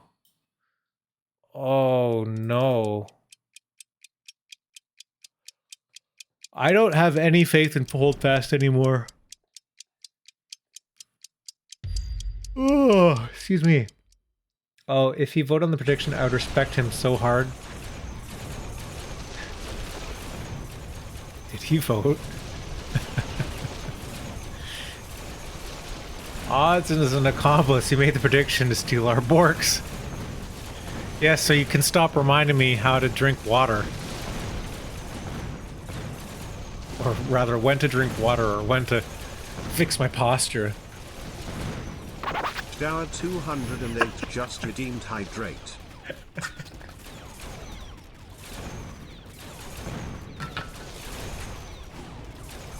The totally useful channel points. Dower 208 just redeemed posture check. Oh shit!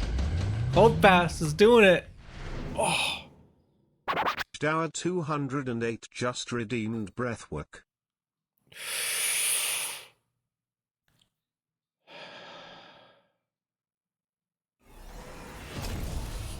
Airgetlam just redeemed posture check.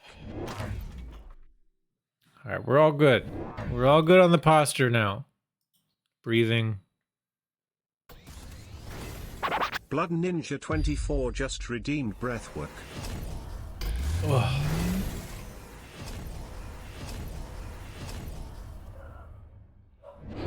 Actually, though, like box breathing is like super helpful. That's why I have that. It really does. 5 seconds in, 5 seconds hold, 5 second out, 5 second hold. Repeat 5 times. Actually, does a lot to calm you down.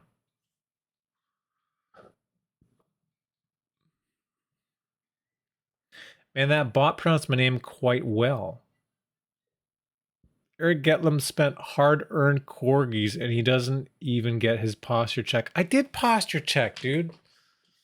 Also, you guys can't see, but I've got a big exercise ball that like I use Celestial Cato just redeemed hydrate. My legs or whatever.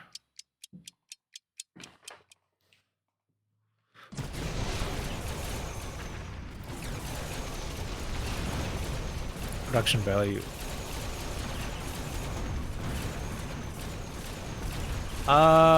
Where's that worm? Where's that worm? Oh, it's over here. It's over here.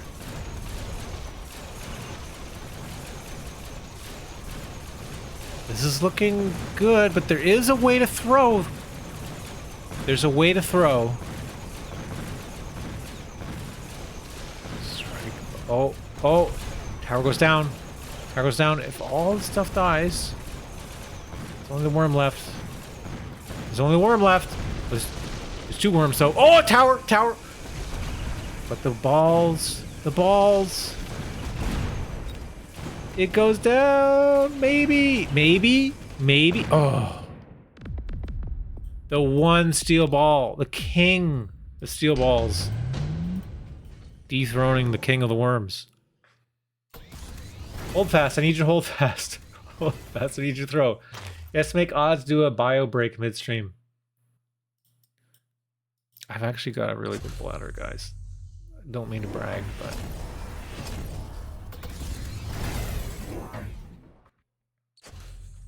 you don't have to worry about that.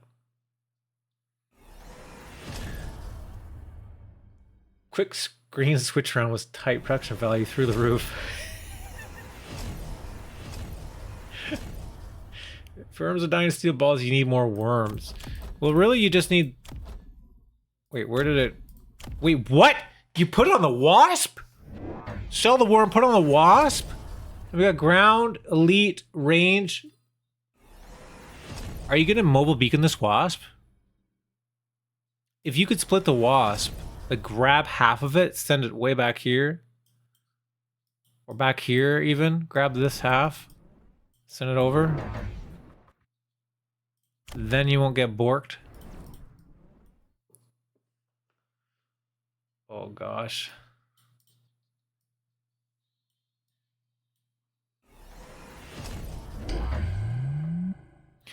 Does the house get a cut of the corgs you guys use in the gambling? I wonder if I get a cut.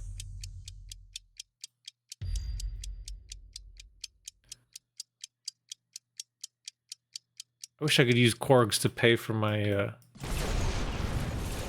my expenses. Okay, here we go. Pay attention to these wasps here. The worms are getting shut down.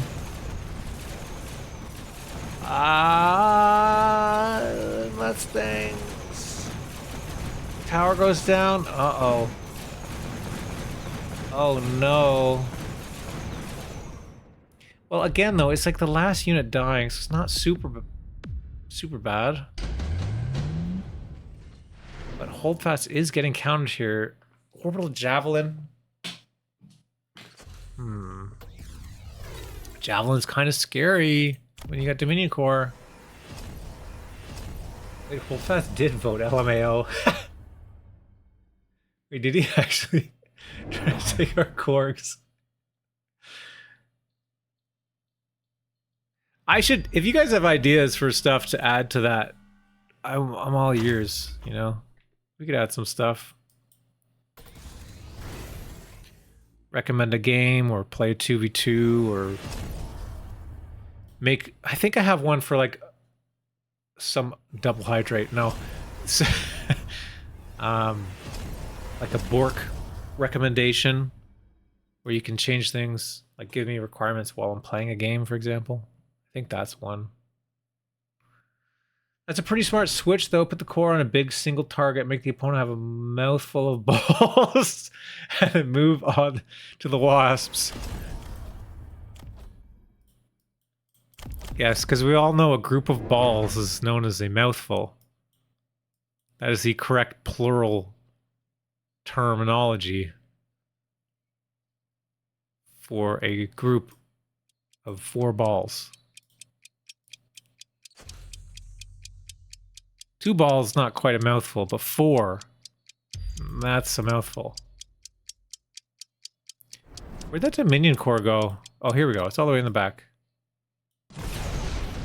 Got the worms moved over here. Nice jab. Ah, the worms pop right away. So can the worms tank these mustangs? These wasps should be okay, but the tower is under threat. It's only a level 1 tower. Little baby wormies is going to this tower. We do get the tower first, but the balls are locked onto the bottom tower. Balls take it down. Kind of trading towers now. Luckily, these mustangs are locked onto the baby worms. So some of these wasps are surviving, but now the other tower goes down. There's a whole ton of mustang here. There's one left. It was the last unit. There we go.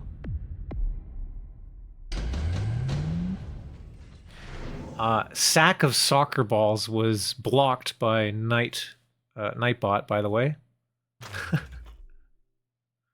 Apparently you can't say balls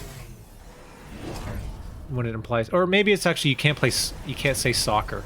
I mean, that's probably what it is. No soccer allowed. Soccer's a blocked word.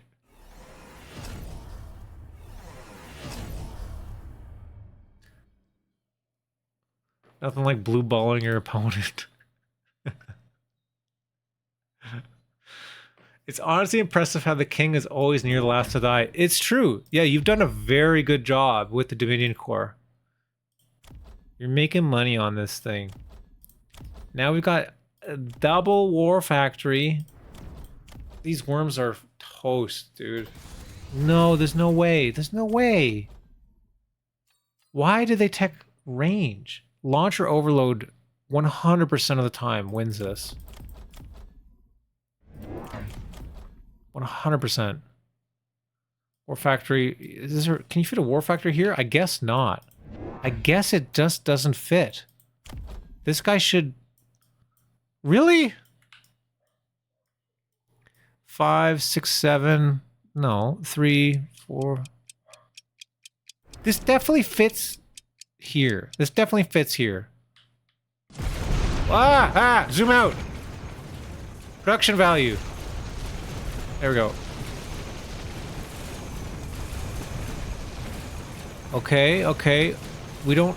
Yeah, we use the beacon over here, so the worms can't be beaconed to the tower. Tower under threat, though.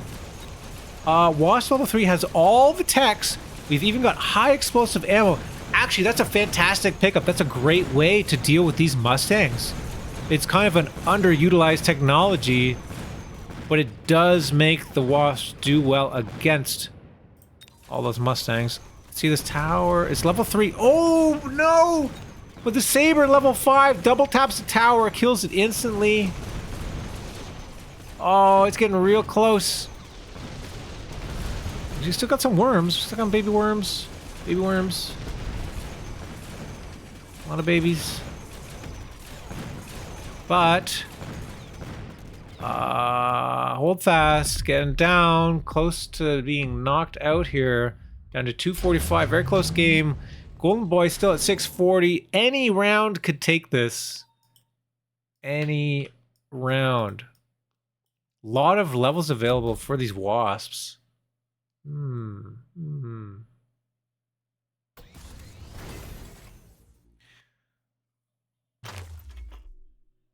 I couldn't get Wraith without cheating. I don't think Wraith helps you here anyway, really, to be honest. HE Wasp is great. I think this is really smart. This is obviously pre-planned, right? Because you couldn't get Wraith. You need Shaft Clear. This is fantastic. Level 3 Sandworm, level 2. And there's just like a wide opening right here. So, okay, more worms. Crazy. Actually crazy.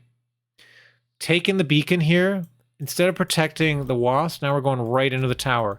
Try and get the tower quickly before these war factories can pop off. Also, war factories, importantly, did not level and did not get launcher overload this turn. Because of that, I think HoldFast is going to win this. It's got all the levels on the wasps. Keppel says wasps don't lose. Wasp Sandworm is a fantastic comp. You know what also really obviously works well is Sandstorm. If you had it available, could be fantastic. That used to be a Rooster special, I believe. One of his favorite comps. Oh my god, the tower dies so fast. So fast. Hold fast. Boom, another war factory going down. Tower under threat on the bottom. Again, we have this crossfire. There's a fair bit of worms and wasps left, but these Mustangs are level 4. They have anti-air as well. Oh, it's so scary. I think HoldFast is dead. Oh, we got a worm. We got a worm. This tower. Oh, the other tower dies. The Dominion units, they're still alive. Look how long it's taken for this ball. Holy shit. Oh, no. He's getting in. Oh no, but they're gonna die. The worm needs to pop. Oh, but that's not gonna be enough, is it? It's not enough. It's not enough. We're going again. We're going again. Holy shit. Nuke, defensive tactics, redeploy. I mean, you have well, I got too many things here now. Oh shit, I was gonna say you could redeploy like a worm, and you also have that deploy mod. But we're going for the nuke here. Actually, I think this is a good play. You might even put it deeper on your side. Like, put it like here. Because they were walking in, and they should... Oh, you're gonna use a worm here to try and lock them up so they all get shot by the nuke? Oh, that could be good. What's the pathing on this? These look like they're all gonna kind of go into the shot of that nuke. Oh, this is threading the needle here. This is threading the needle a bit. Let's see how this plays out. Now we got HE. HE on War Factory. I don't know. I don't know. Pota did not pick the nuke. Nope, they went defensive. It's kind of hard to nuke sandworms. I don't blame them for not taking the nuke. All my Borks are going to be gone. Hey, we have no idea how this is going to go. We got a cheeky beacon here. And tons of missiles. Anything can happen. Also missile defense. Okay.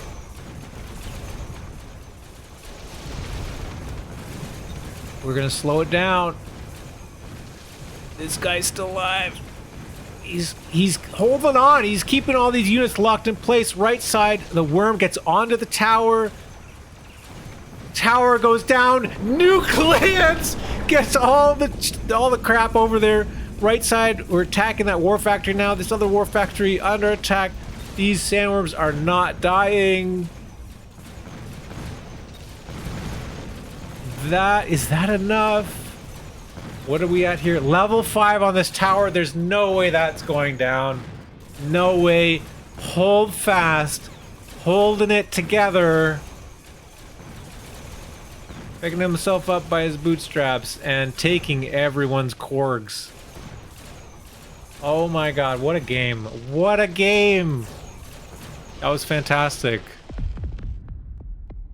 12 rounds of mayhem here from HoldFast. Managed to finally pull it off with the help of that nuke. Nicely done.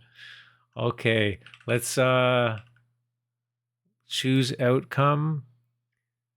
Did HoldFast win? Yes, he the best. He the best. Yes, complete prediction. There you go. You've got your Korgs, or have lost your Korgs. Never doubt. I was never doubted. I thought 100% of the time you're going to win no matter what. There was never a doubt in my mind. GG. Hour 208 just redeemed hydrate. Oh my god. Fine. I actually ran out. I don't really want to drink the rest of this Fanta. I'll get some water. Just give me a sec.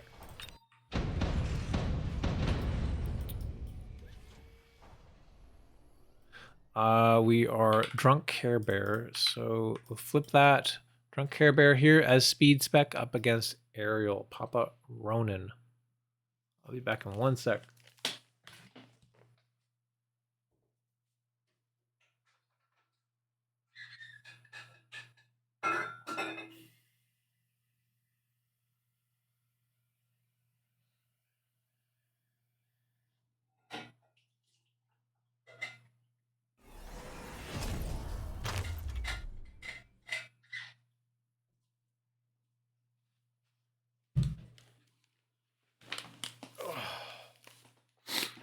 All right. How are we going to do this with the Marksman Fire Badger?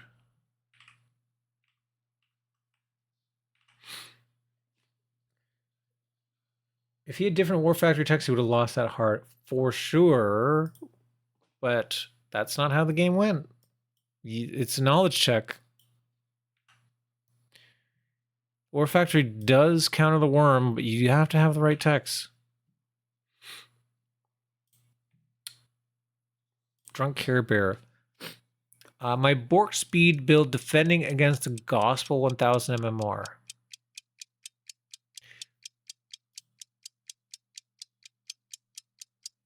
Does this work? Is this broken? Oh, what the fuck? Okay, now it works. How are we, Oh, I guess we've got to go... There's no assault mode. How are we going fast enough for this? 12... Oh... Fire Badger can have 15 meters per second if you're speed spec. But we've got 3 marksmen and you haven't sold any yet.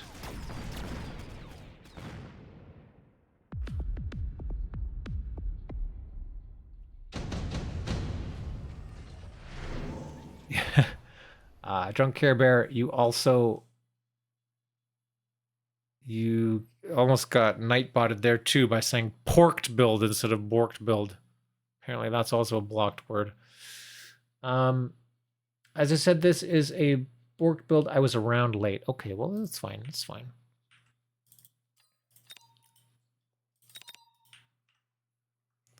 Rule of cool, right? If you're around late, we can let it slide. As long as it's a good game.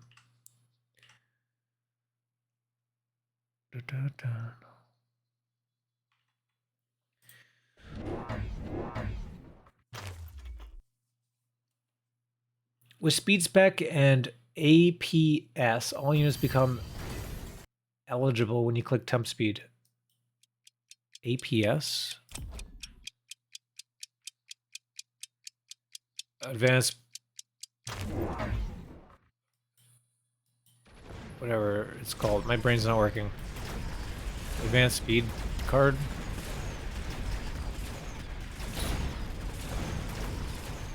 Advanced power system, thank you. Seems like a weird name for a card, to be honest, for going fast. Power doesn't mean speed. Power means power. Advanced thruster system. Thrusters go fast. We don't look too hard at round 3. Yeah, we'll try not to. It's okay. You just got the one guy. You forgot to sell on round 1. It's okay. It's okay. It could have worked out. Like, this could have been a full, totally fine Borked Build. It's horsepower. The Mustangs actually have horsepower. Some Mustangs type of horse. Oh, shit. Here we go.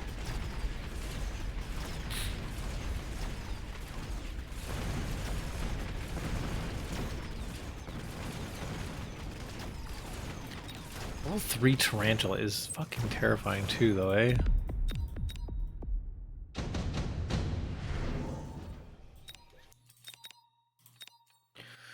Berserk Rhino, tank prod, mobilized battleship at EMP. Go for the skip. You can skip works. Oh, there was a very fast tech here on HE. Might be a good opportunity to find something with armor.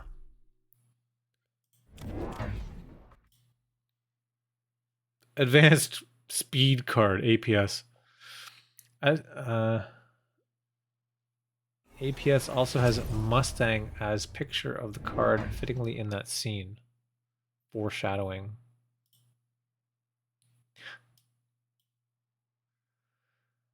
Oh, fuck yeah. AA ammunition. I actually love this. I think this is a great way in the early rounds to deal with the fucking wasp shenanigans. I have used it effectively in the past. It doesn't fully scale. The wasp will outscale it. But until the wasps are really high level, it's actually really great. If you had HE, also fantastic. But I mean, Mech Rage with AA ammunition is really strong. Oh, I love AA Spooter. When I was 1000 MMR, they went off. Today I learned AA Arc also applies the shockwave tech. Yes, that's true. I have never tested it against the Gospel, but I imagine it could be decent. The only problem is, like, you don't want to be locked onto rhinos.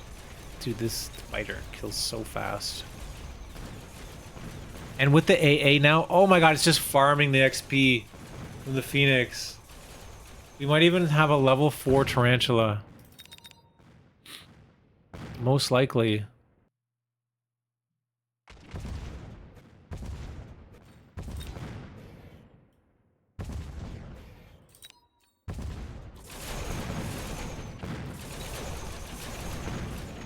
Yeah, level 4 Tarantula.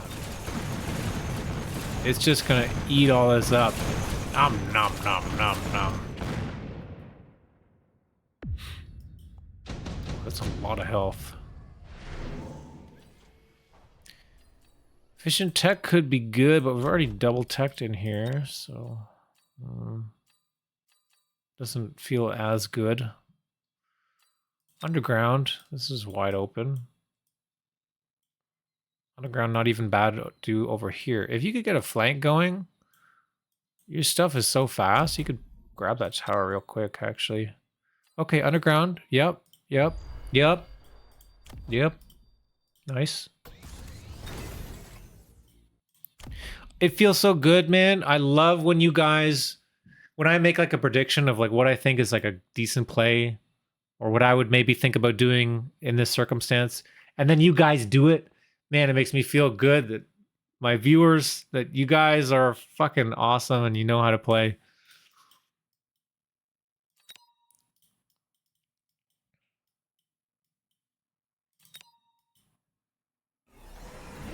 Berserk Rhino.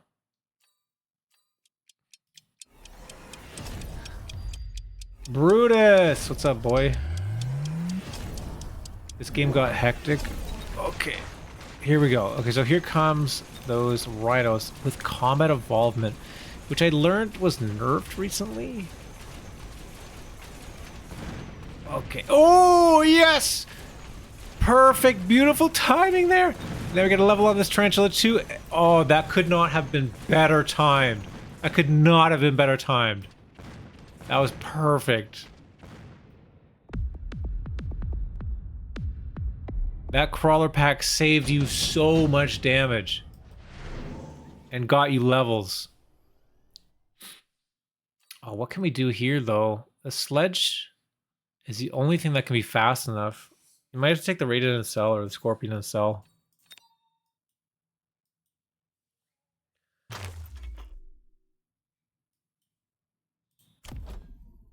Oh, actually, I stand corrected. It goes 16 meters per second with high mobility and speed spec. Doesn't need to be sold. Okay. Okay, now we're talking. Right on. You got this guy to level 3 with intensive. Oh my god. We just need some steel balls or something here. Kill these rhinos. How many games to get through tonight? 12. I don't know what number we're on right now. We're probably over halfway. This is still level 1 tower. Oof. I hope I see a flank from you here at some point. I'm really hoping.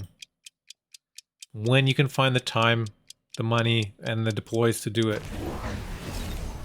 I know it's kind of hard when you're under so much pressure here. Fuck, dude. That rated.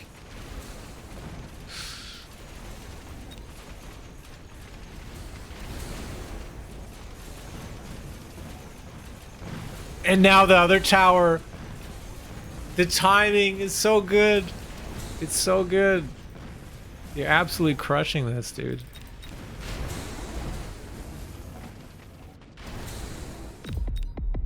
Level 4 on this guy. Ooh, advanced power system. Gotta go fast. Oh, you don't have to go that fast, I guess. When you think about it, if you click this now, that means you don't have to click this anymore. And in 3 rounds, it pays for itself. Are you gonna get to round 10? I don't know. Maybe not worth it. This is probably the play.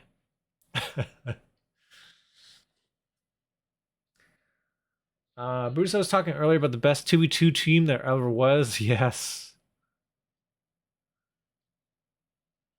It got changed from +3/+3 attack defense to 4.5, 1.5.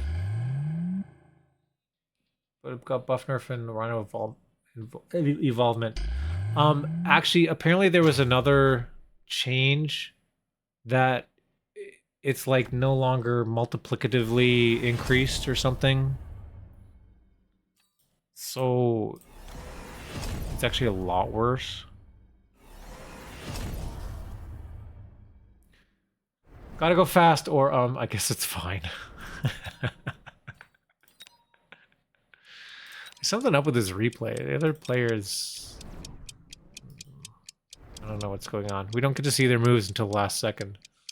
I assume that when you upload to YouTube, the more games, the longer the upload. My workday last Wednesday was quite boring without an early morning upload. Oh, sorry, Brutus. What time zone are you in?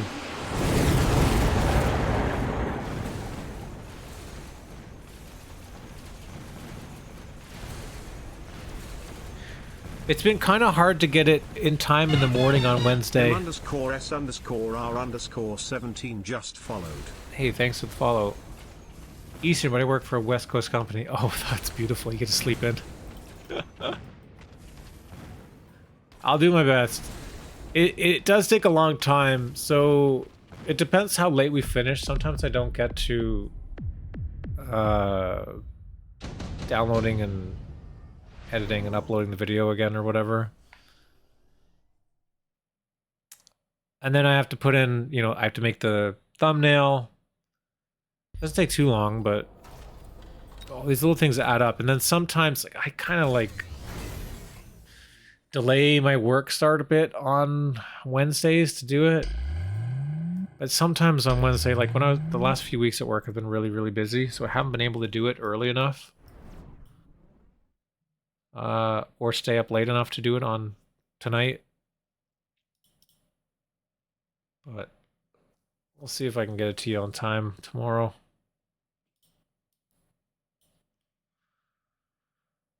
Last week was the music issue too. Oh, that is why it took so long. That's right. Because it was done. I was done it by like 10 a.m. or something. But then it was all fucked. This is a beautiful orbital, by the way. Yeah, you don't need lightning storm. Just the orbital is good enough.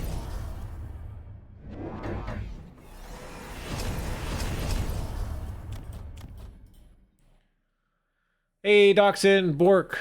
Bork.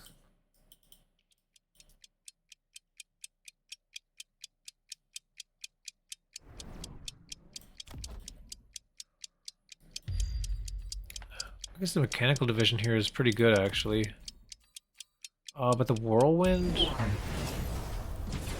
Does the whirlwind kill the, Oh, well, they're dead. Never mind.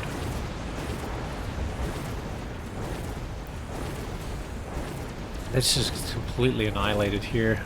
Oh my god. Now remember, these are berserk rhinos, so whirlwind is actually quite good.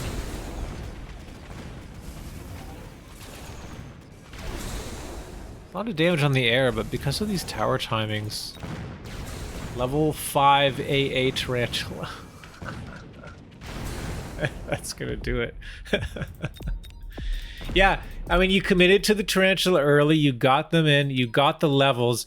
Honestly, a lot of this game actually came down to the timing on, where is it? On this underground threat on round 5. You had it here, and you got that tower timing just right, which then fed you levels here, and then you had like a level 3 tarantula or whatever. It prevented all the levels on these wasps. Like, they're only level 2 now. And because of that, like, shutting this down gave you so much tempo, so much momentum, that now these tarantulas carried you through the rest of the game. Plus, you know, of course, you've got the training spec thing, whatever it's called, intensive training, and that helps too.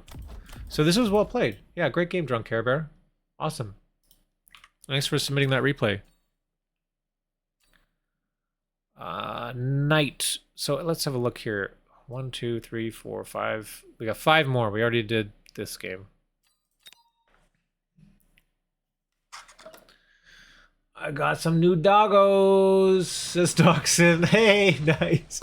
Do you just scour all of Twitch to find all the doggo emotes?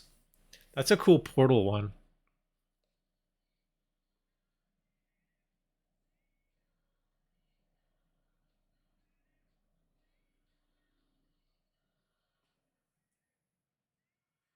What happened?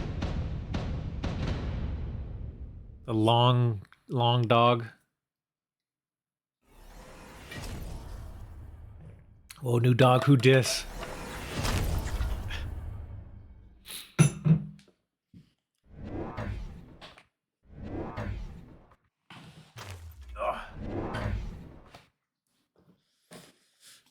Between that and the other one that was insanely aggressive. Thanks, guys. Yeah, no, it was good. You committed, and they did not. Okay, flip this around. I believe this is from Night. Let me double check here. Yes, Night.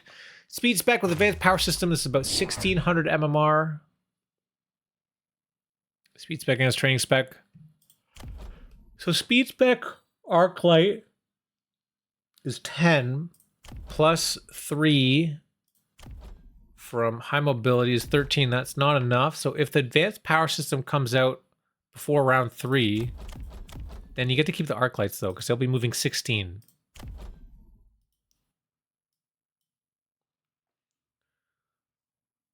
Let's see the timing on this.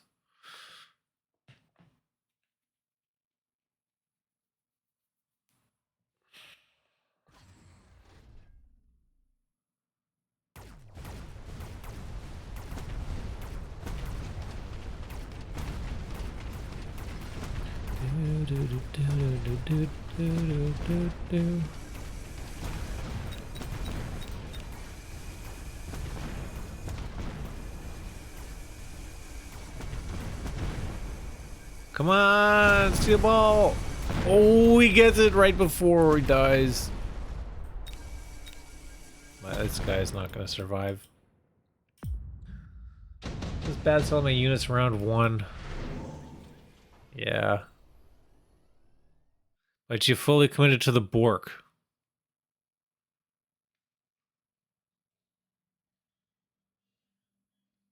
Fully committed to the Bork. it's so great. The opponent's probably like not sure what to do, you know? And you know what? Selling out the arc lights in Saber matchup,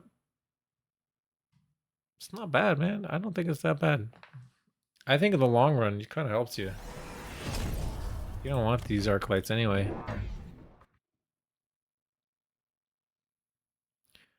Interesting placement.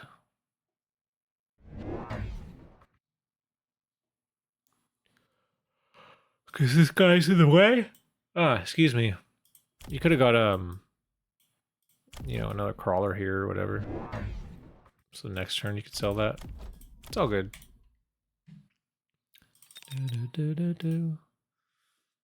Live by the Bork, die by the Bork.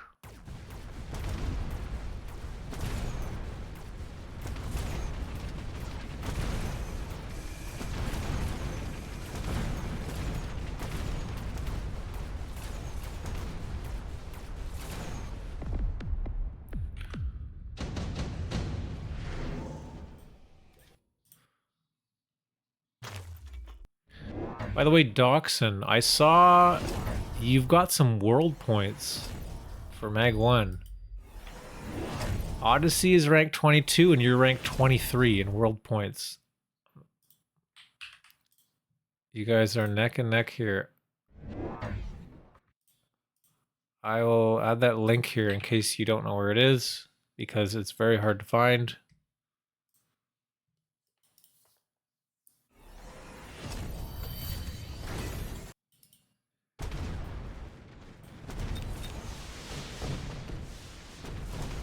I still have no idea what world points are even going to do. Speculation is that it's a LAN event. Unknown how many players are invited or going. Or where it is even. Might be kind of difficult to do that if we don't know where it is.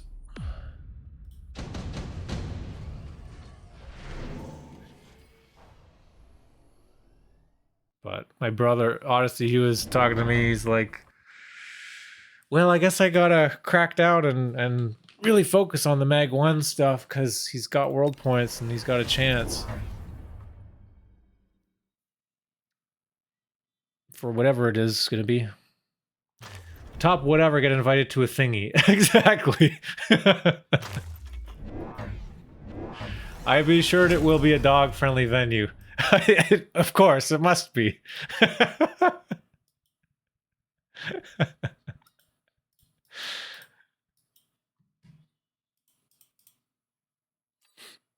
All right.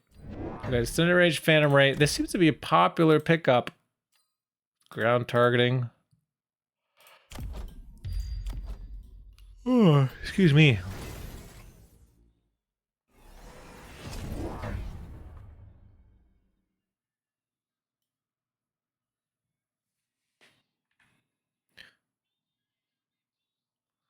So, round 4. We got the Mech Rage. You know, everything is dandy. A bit of a pull here, but shouldn't be too bad. Only this pack comes back. Oh, nice. The range with that ground targeting. Gets a perfect lock there. Oh, but it takes forever to kill these phantom rays with the ground targeting. Reduce the attack.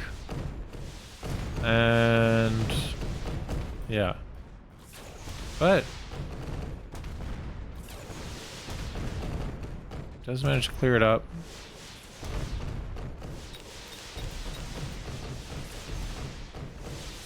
Tower under threat. It looks good. Looks good. Oh, but we're locked onto the fortress. Can we kill it in time? I guess with that debuff. Nice. Nice. I've been trying to make ER arrays work.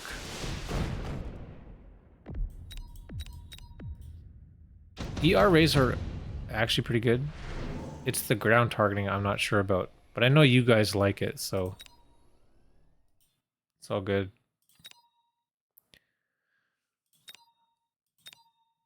Wasp. We haven't seen any Fang gaming. Mech Rage with Fangs and temp speed, I believe, is fast enough. Maybe I'm wrong.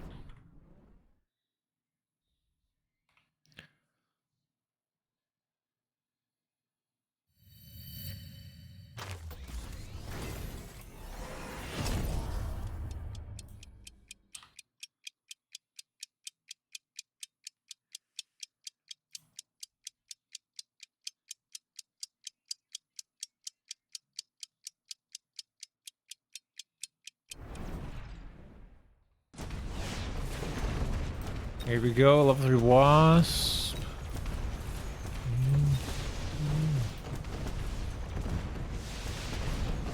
Often you and Odyssey play duos, or do you prefer to stick to 1v1? We played a lot of duos a while back, but it's kind of hard to play duos now. The performance is pretty shit. So now we just 1v1 each other. Play a fair bit of, like, I guess what you would call like scrims or like practice games against each other. We're basically at the point that we know what each other are going to do pretty much every turn, which kind of devolves into a weird meta in its own way. It's just fun.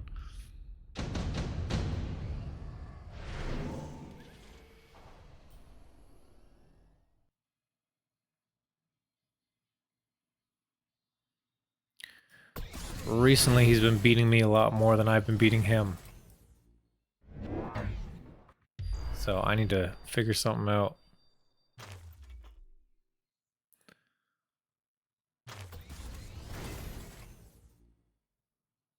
Big EMP, but it's like kind of whiffing. What is this for?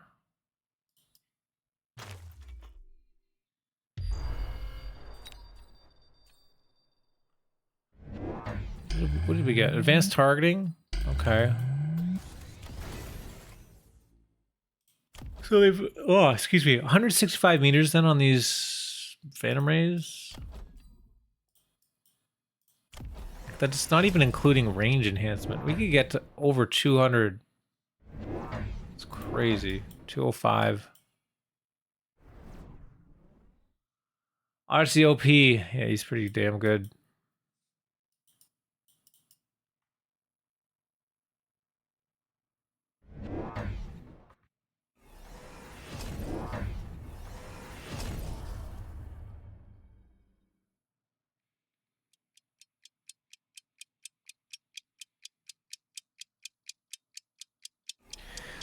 I've got the advanced targeting looking at it now. Range overkill. It's an expensive tech. It's not often you pick it. Even around 6.2, it's kind of hard to justify. It's really expensive. And you get completely obliterated by spells this turn. It's not good to oil and EMP like at the same time here when there's going to be chaff blocking some of these shots. Like, because basically if you bubbled, it would have blocked both of these things. So I wish you just saved your money and bubbled. Hindsight is 20/20, obviously. Brutus. Oh my god. Wait, JD Howard, you getting 23 subs in this channel? When the fuck did that happen? Gifted a tier 1 subscription to us_Brutus. Oh my god, JD Howard, the legend.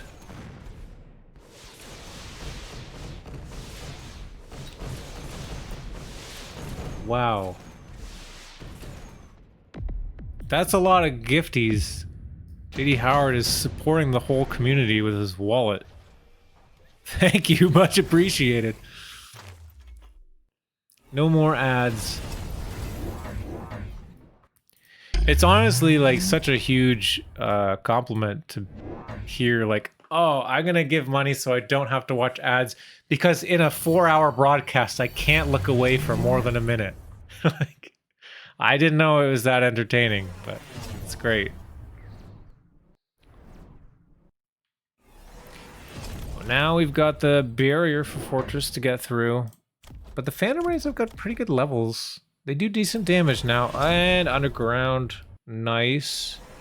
Now, there's not really very good chaff clear whatsoever here. Like, there's some level 2 hounds, but that's kind of the only thing that can deal with those underground crawlers.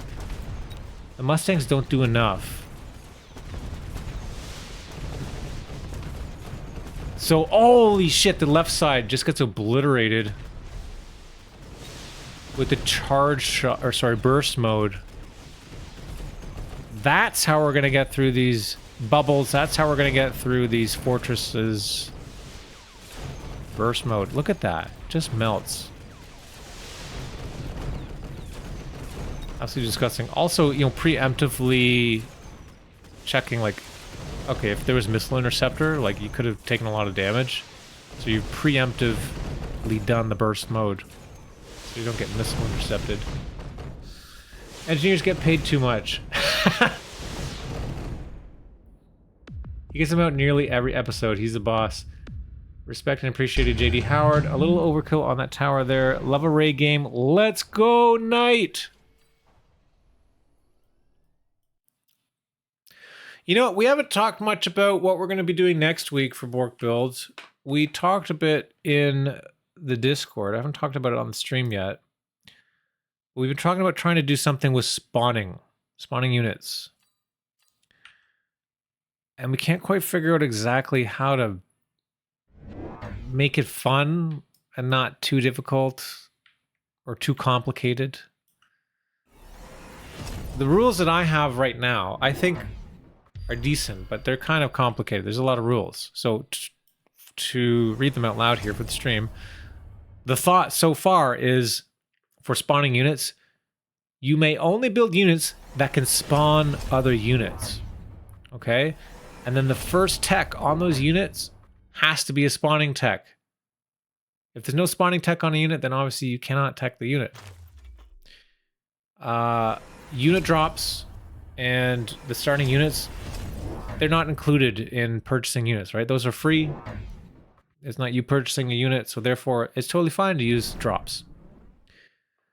Now, once you've unlocked a spawn unit tech, you can then also now buy the actual unit that is being spawned. So for example, if you build marksmen and then you unlock fang spawn, now you can buy fangs.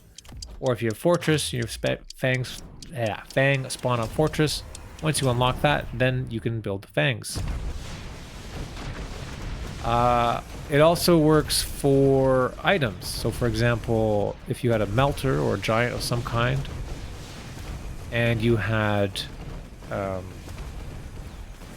Mustang whatever item that builds Mustangs, then that means you can build Mustangs now. I mean, that to me makes sense, right? But I think it might be too complicated. It might be too complicated.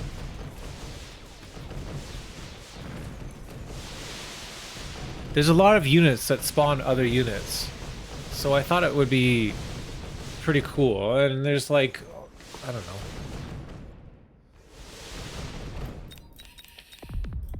It might be too complicated. I don't know. As complicated as it counts, it's going to be easier than remembering to keep all units above 14 meters per second at all times. Yeah, I know. Like, that's why I was trying to break it down to basically, like, what that means is until you tech a unit spawn technology or get an item that spawns units, the only units you can build: marksman, steel ball, tarantula, because they have spider mine, fortress, melter, Vulcan, overlord, abyss, and war factory. That's 9 units. Like, that's quite a lot.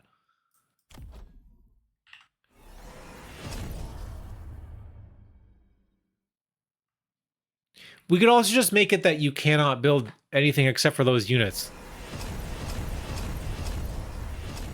You know, maybe we forget about the chaff building, and if you want chaff, you gotta spawn chaff. I don't know. But another thought was to make it easier too, could just be like, hey guys, do some cool stuff with spawning units. We want to see cool replays with spawning units, where that's the like key focus of the game. Or how many different unique units can you get to spawn? Right? Maybe you can unlock spawning on Steel Ball, you know, with MechDiv. You can unlock spawning on the Fortress. You can unlock it on the Vulcan and also the Marksman. Or, you know, I don't know, the boat, the Abyss, the War Factory. I don't want it to become solely War Factory stuff. That's the only thing. Because the War Factory is like the obvious answer, you know what I mean? Worms, yeah, of course, worms can work because they do spawn baby worms. Balls work because they can spawn crawlers. Mechanical division counts. Steel balls are just better crawlers. It's true. MechDiv does count as spawning. I would just say that the Phoenix... what's it called? You know, where it comes back, the quantum reassembly, I don't think that counts because it's the same unit coming back. It's not really spawning.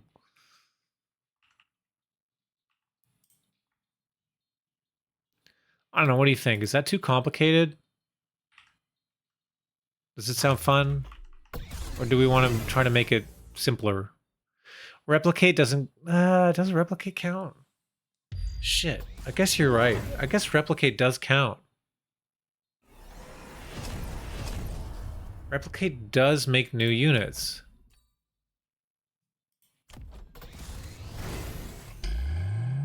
Uses destroyed enemies to create more crawlers. It's creating them. Spawning them. Yeah, replicate counts. Totally. So you can build crawlers, you just gotta tech replicate.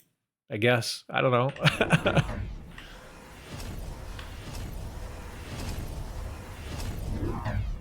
No, technically the crawler's not spawning new ones of itself. It's salvaging the opponent's units. It's using the destroyed enemies to create the crawlers. The crawlers come from the enemies. So it's, I don't know, spawning kind of, maybe, I don't know. Maybe not.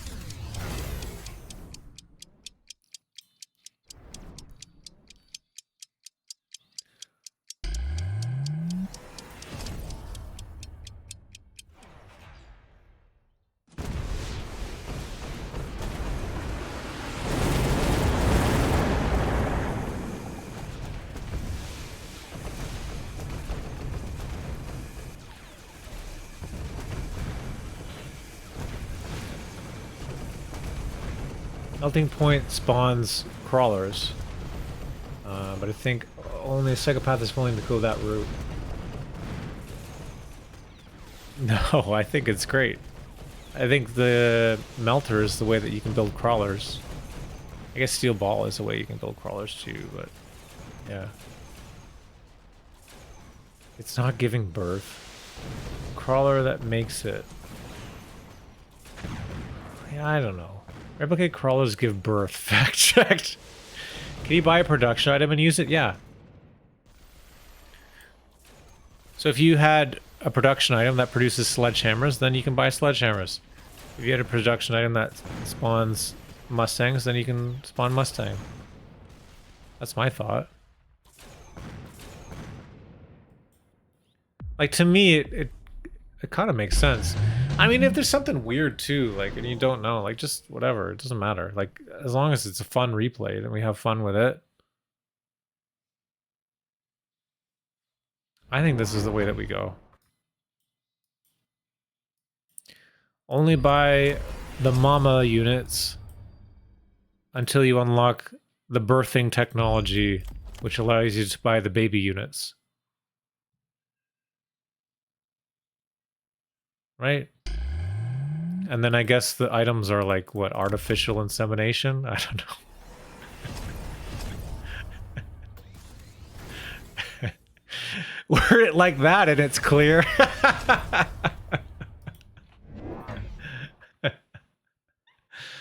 Oh god. What are we doing?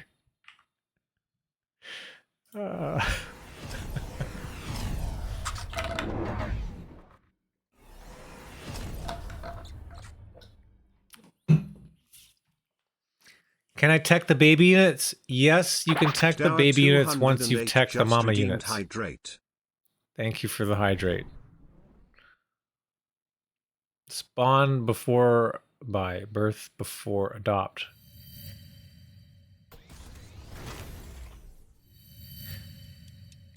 Adoption, true. Maybe it's not artificial insemination, it's adoption, because that unit would naturally have given birth to the item unit. So it would have to be adoption.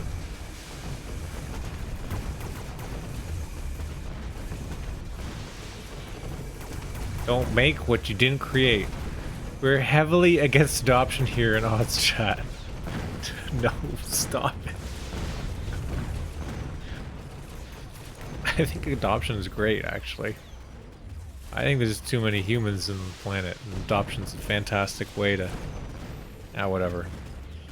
I'm not gonna get into it. I think adoption's great, though. Knight taking some serious damage here. Back to the game.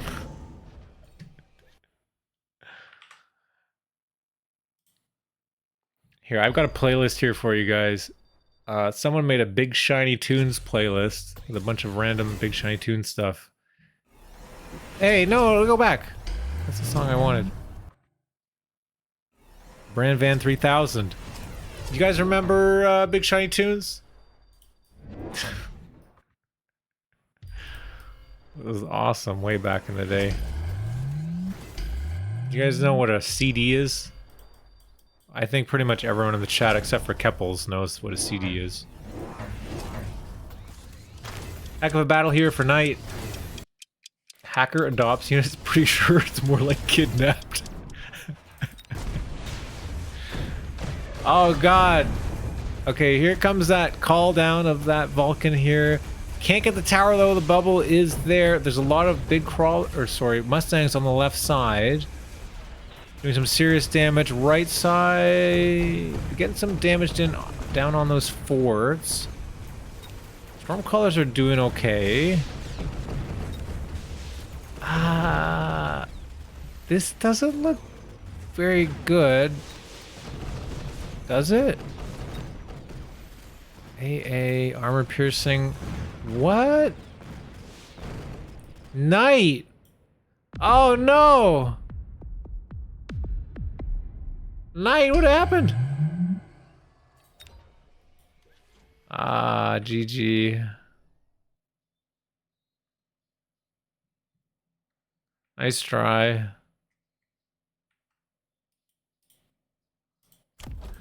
These guys were working for a while, but I think these Mustangs just kind of got out of hand here.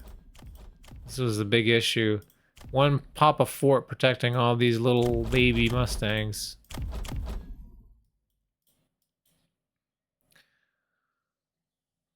Tough one for me for sure. CD, is that what you couldn't play in a car? Surely you mean MC? Is Keppel small? No, he's just little. Like young. He's a zoomer, I think, from what I hear. Knight, you fooled us. Can't have 1 HP games too often. Was it the Phoenixes? I missed what happened at the end there. I'm pretty sure these Mustangs just outscaled everything. Fort Mustang is a very solid comp. And then, yeah, this one thing pulled a bunch of shots here right away, so we couldn't pop these bubbles. We had the Vulcan coming down to try and clear this level 1 tower, but it didn't work out. Phoenix turned around and popped him. Yeah. It's a hard position. These Mustangs just got too scaled. Is he small? No, just little. Shut up, guys. Okay. Keppels is chopped or blood, something like that. So I had to look up recently what blood even meant. And from what I've learned, for those of you who don't know, it's more of like an England thing or something, or like a what, European maybe, I don't know, English. People use it for like yo guy or whatever, homie, brethren.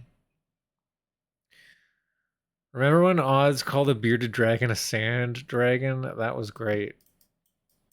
It's pretty close, to be honest. Blood doesn't know what blood is? No, please elaborate, Ego. I told you, I had to fucking Google it. Bruh in England is blood, basically. That's what it said, man. I had to look that shit up. What is blood?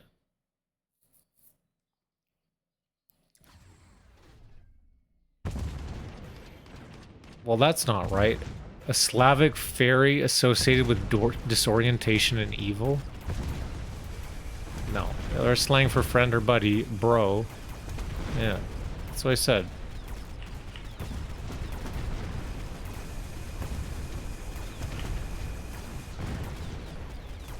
But it's, as far as I know, more predominant over there than here.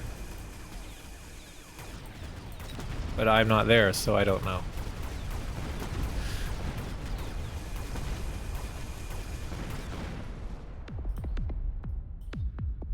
Why did the British talk like that? Because we dumped all their tea in the harbor.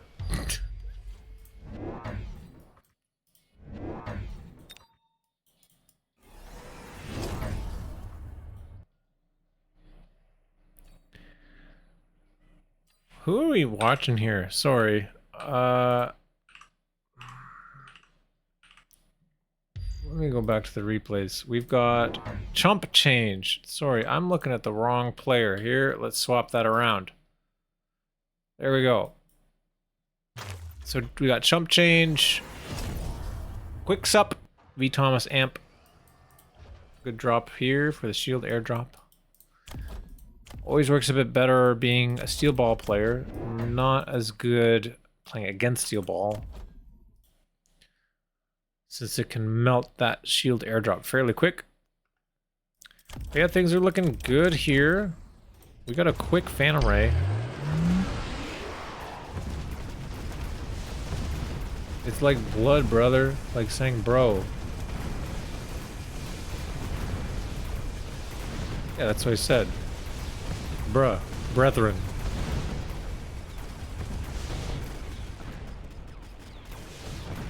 Just autopiloted so hard through the first round, yeah.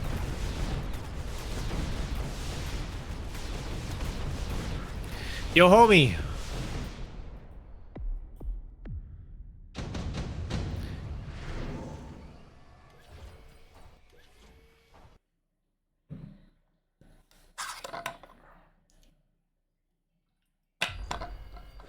You could literally use like almost any word. I mean, no, you know what? I'm not going there. Hour 208 just redeemed hydrate. Hydrate.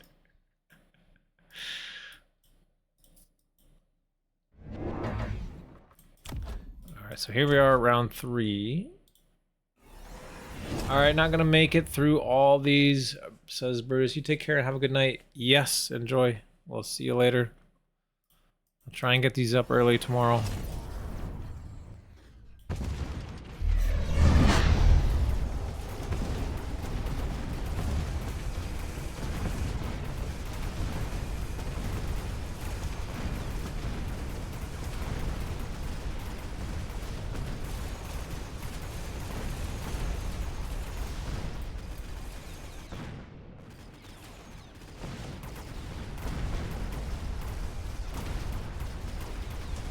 Here we go. Now we got some good music going.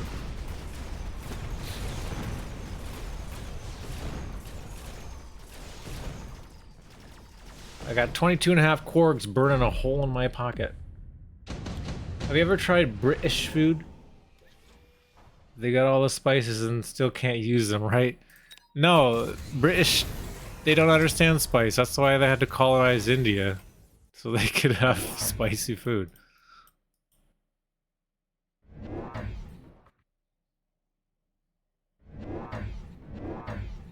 It's like, actually, like, I'm not even joking. Like, I'm pretty sure that's how it worked in history. Something to do with, like, the spice trade and shit. Spices were awesome, especially salt. You could have pork and meats last a long time when they were salted.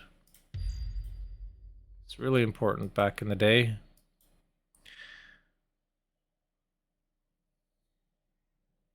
Went through all that trouble and just said, nah, we're good about the spices when they got them. It's too bad. Indian food is like one of my favorite types of food. It's so good.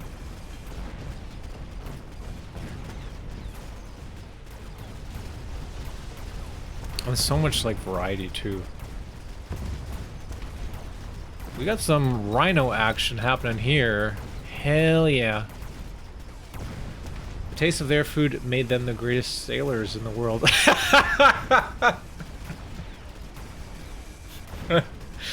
Yeah.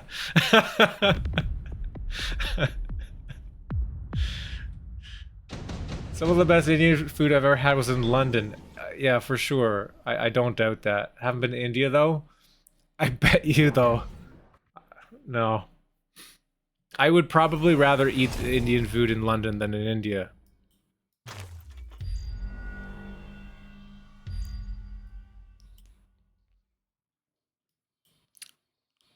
This higher, you know, food quality assurances. I'm liking this gospel aroma. Oh, but we got the War Factory response with the HE ammo. That's actually awesome here. Launcher overload could be good too. But HE's nice. Gonna get off the island. The food is shite. Also, the Empire where the sun never sets because it just rains in England.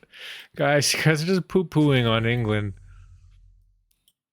The poor bloods.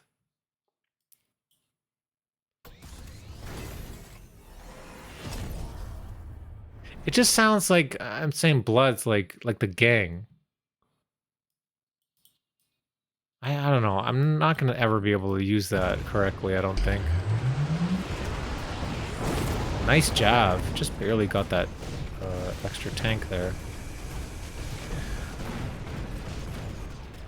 I had a friend from Bangladesh when I lived in Omaha, and he took me to his favorite Indian food place there. It was so fucking good. It was so cool hearing him talking about the differences from his home food. It's awesome. awesome. Straight for street food off the back alleys of Delhi. That's the best rat burger I ever had. Blood is singular only, I think. See, I can't fucking get it. Blood.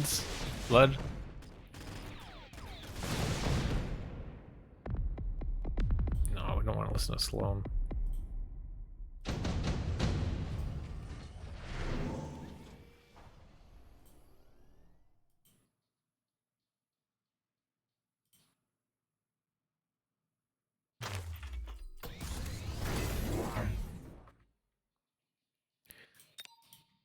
So, are we going to see launcher here too? It's a nice defensive position. It might need some mobile beacons. Grab this guy, move over and up. Oh, get the sandworm. Actually, seeing the war factory in that spot was my signal to gospel. Really? This looks scary to me. A level 2 war factory against 2 level 1 rhinos. Like, you can't gospel with level 1 rhinos. Cheese says you need level 2. This doesn't work. We're saying one of the nicest things about England, and it's not our fault it sounds so bad. ChumpChange is here. Hey! I didn't know Fact had 6 guns. What the heck? Yeah, it is a lot. 1, 2, 3, 4. Wait, where's the other 2? 1, 2, 3, 4. What are these lasers? Something? It's also got this little, like, a radar dish thing.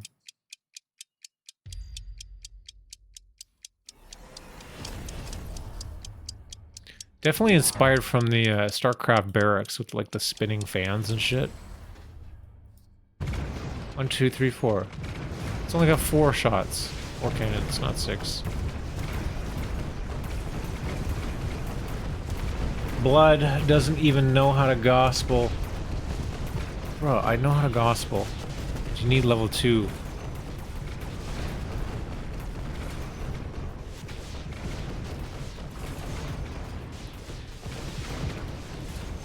The red lasers are the missile interceptors.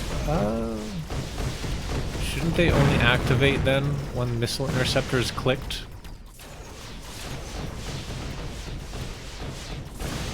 Another tower. I got scammed by the visuals. The lasers on top are the missile interceptor.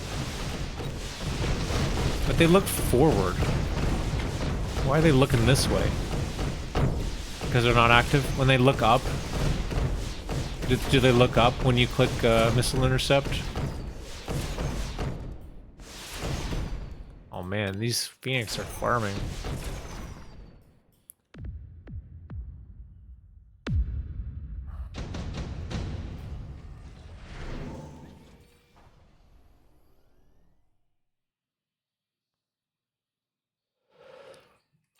Rhino assault? Maybe. Incendiary or smoke. Yeah, smoke could be good if you could get it off. Nice try. I mean, you gotta go for it, right? It's a tough position.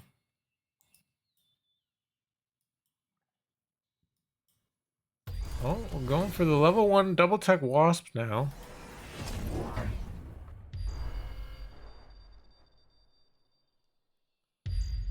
Get the extra, extra rhino here from the drop.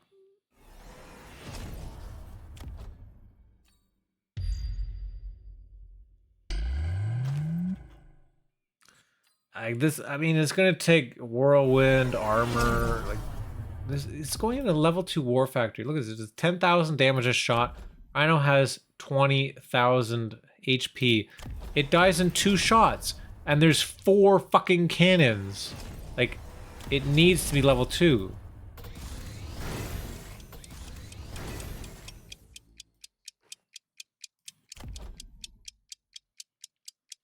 Plus, you could launch or overload this.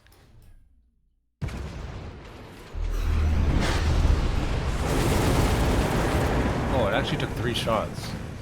Oh, because you got the treads, whatever. The boots.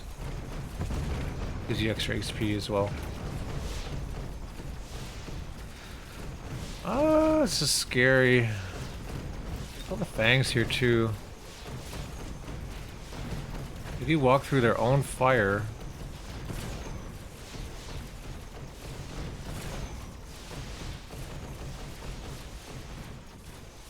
Oh man, they're so slow. Oh, but it goes down. Can we at least get this guy? Okay, we get 1. This guy gets a level. Power armor, yeah.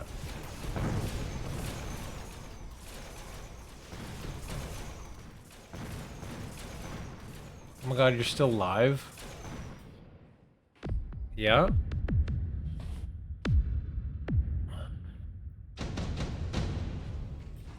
I haven't been on for that long. We should actually speed this up. I put the kiddo to bed, grabbed some of my mini paints and brushes. Fired up YouTube to see the latest Borked Build video was out yet, and then I remembered you're probably still streaming it. Yeah, it's not till tomorrow. It doesn't go on YouTube till tomorrow. But yeah, hey, welcome. You're here live now.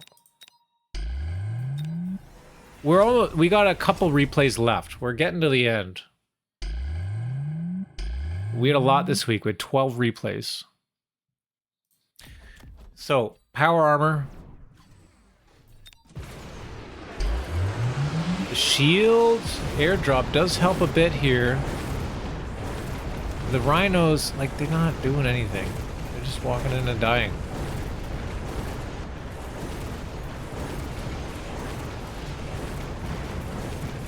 Now, these wasps, on the other hand,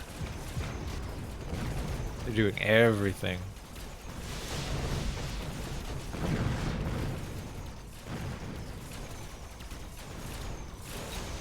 What happened so poorly here for red? They took a few missiles from that orbital. They are refusing to take launcher overload. I guess they don't need it. They're already clearing those rhinos. They just need something to deal with the wasps. That's right. The last one I really tried to do was a saber entrenchment, but I could never get a good opportunity to use it. Everyone I played against went standard or defensive.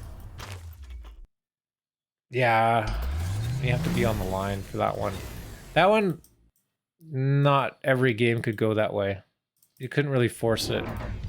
You're right, it definitely determined, or was determined whether your opponent was going to play into it or not. Now we've got Phoenix production and Missile Interceptor. Missile Interceptor could be good, but great timing on this burst mode. That should help a lot.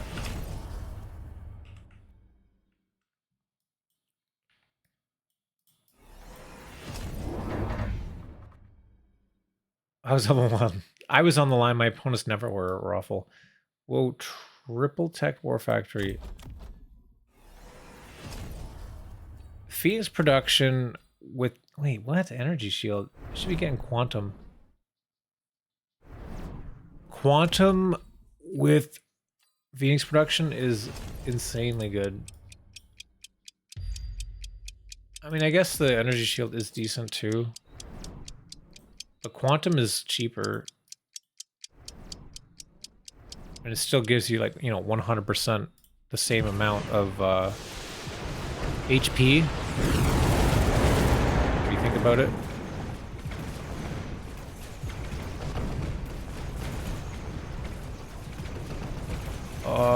Okay. The wasp. This is just a wasp game. This is not gospel. This is wasps. Wasps and phantom rays. What? It's crazy.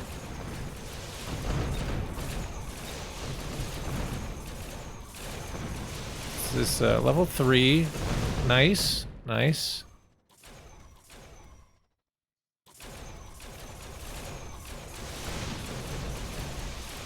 What is opponent's AA? He really believes birds can take out wasps. That's a valid question. Might be too late now, but I feel like even getting range on his fangs would help with the wasps a lot. They would help tremendously, yeah. He's got a lot of fang packs. It is a good way to do it. Yeah, well played, ChumpChange. GG. Wasp was late to be added, but fact fed wasp so much, allowing it to catch up.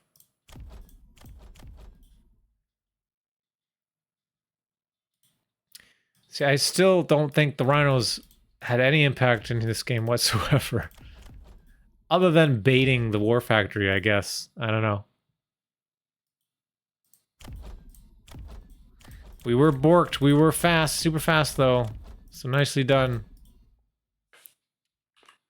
GG ChumpChange. How many more replays we got? 1, 2. We got 3 more replays. My God. I'm going to be up all night.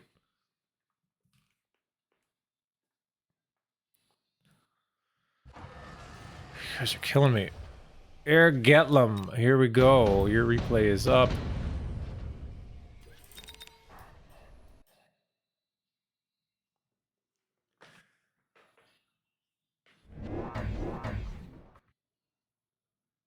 My shift is almost over.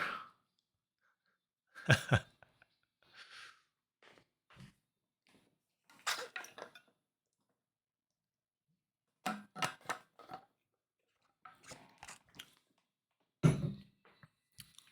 I had terrible sleep last night too. Okay, so speed spec. That's good. So +3 means Fire Badger's at 15.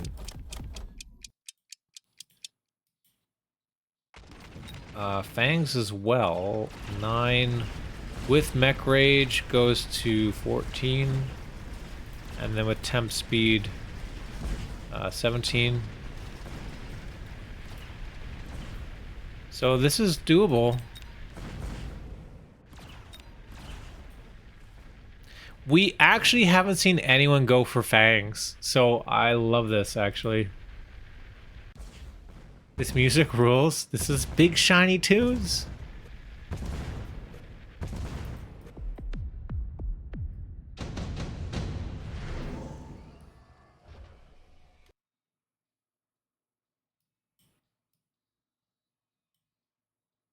Things to say. Hound drop. I don't know about that. That's not fast. It is fast enough, actually. Never mind.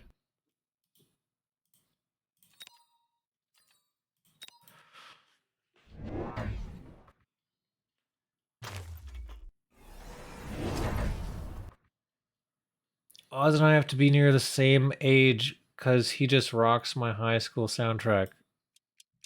Yeah, I will just say I'm in my mid-30s.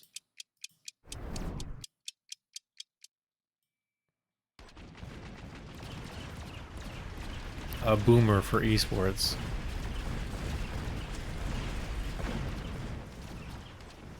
I think in general, the mechabellum community is in their 30s. Let's just say.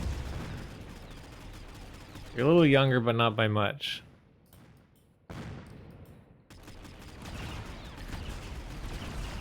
I also sort of refuse to believe how old I am. Because I kind of lost like 3 years being sick recently. So I don't feel like how old I am. Well, sometimes I do.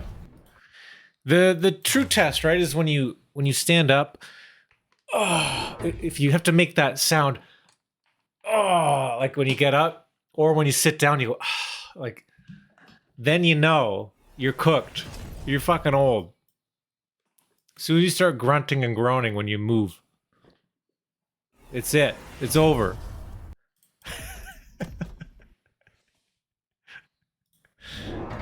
I used to play shit at SC2, but I'm way, way too slow now. Mecha scratches that itch. Yeah, that's exactly the same here. Same boat. I love the strategy in StarCraft.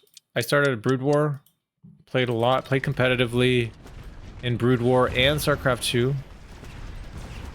I founded the University League for Brood War at my university. I think yeah, I don't know. I was like really, really into it. Played in lots of tournaments all around Canada, US. Never quite broke out. My best result was, I don't even remember.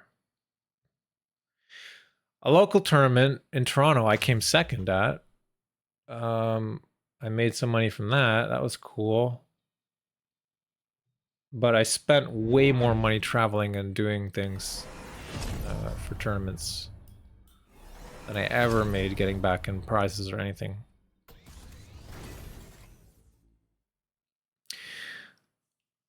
I was actually remembering that tournament in Toronto recently. So the person who won was Hendralisk, if you remember that name. Semi-pro from Toronto.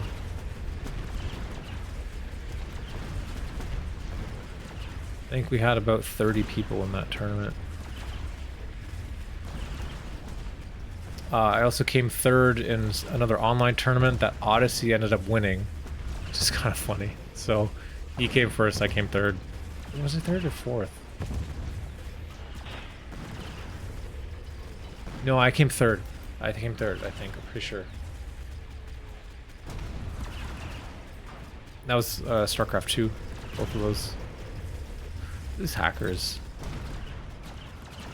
22 meter per second hackers. Fortified hacker. Jesus Christ. This is nuts.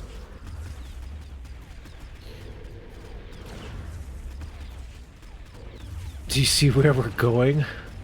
I managed to scratch my way up to Diamond in 1v1 Terran. But that's about as far as I ever got. I ran a Barcraft for a while too. Oh, Barcraft was sick.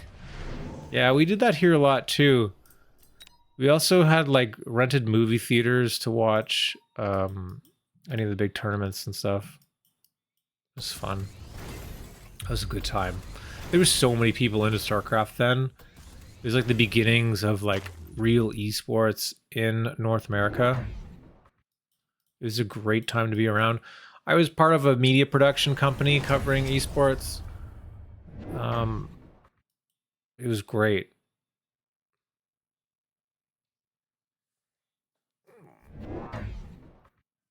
I was part of,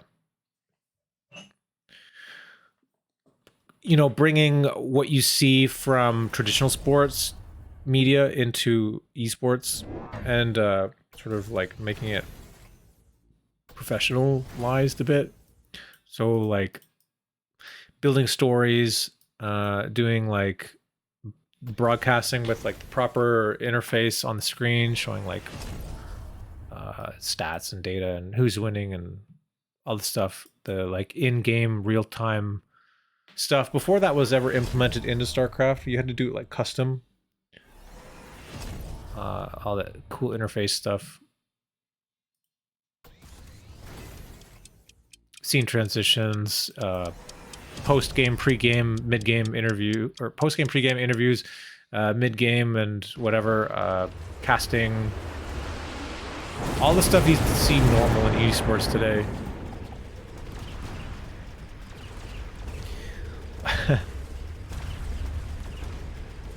To be fair, if your siblings have kids, it can happen earlier. By the law, all uncles have to do the grunt as you get up and down regardless of age.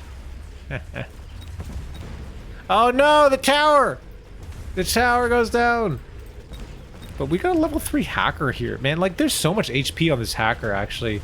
It's kind of crazy. The 500% extra HP on hacker is quite substantial. Like, these crawlers, they can't kill the hacker. It's crazy.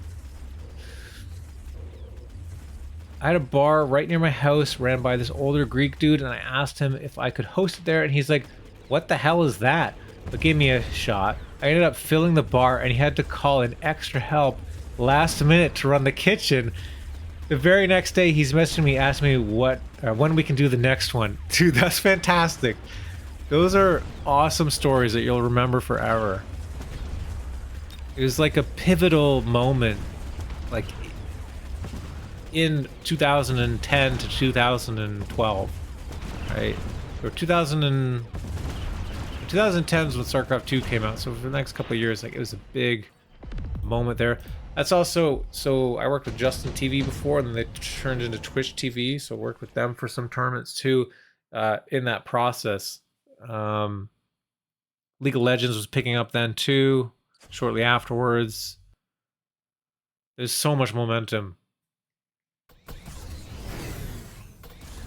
then fucking Blizzard got greedy and ruined everything. But let's not talk about that. We had a custom menu with StarCraft themed drinks. Love it.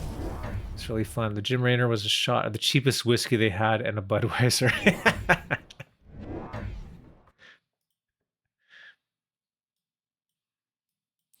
Nice. Foo Fighters.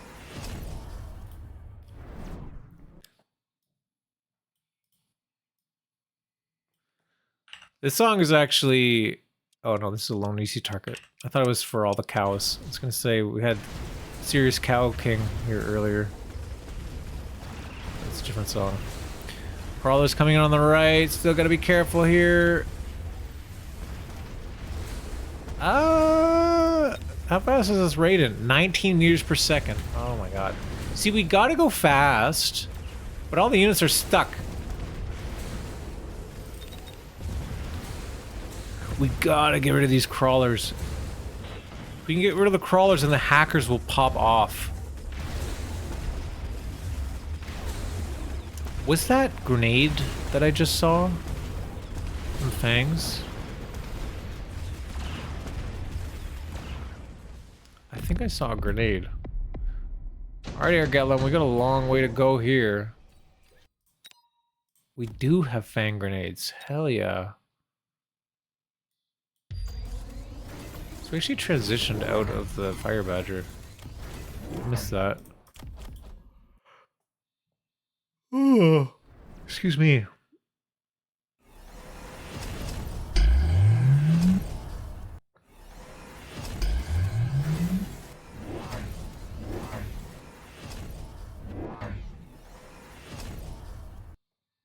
Yeah, I mean, without mechabellum, I don't really know what else scratches that same itch, man.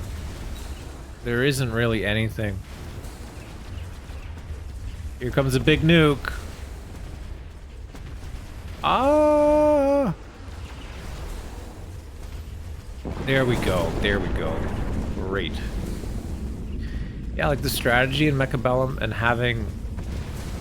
not having the intense APM requirement to do so. It's more brain, less carpal tunnel. It's fantastic. There's no games that offer the same amount of strategy.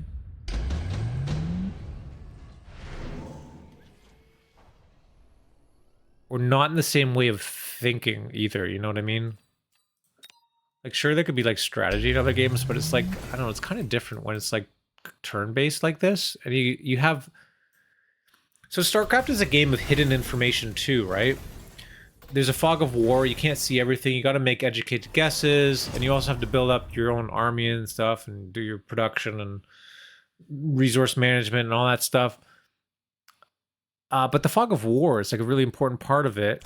And in mechabellum, it's kind of the same thing, right? We have the fog of war between turns, but you have a whole turn to kind of guess what it is, and you don't need to be doing 100 things while you're also trying to be thinking about and reacting to what you think your opponent's going to be doing too. You have a moment to like breathe. I think comparable is probably something like chess or trading card games. Chess has no mechs, unfortunately. It's true. It's true. I did actually play a bunch of chess, and then I found mechabellum, and then I didn't play chess anymore. So take that what you will.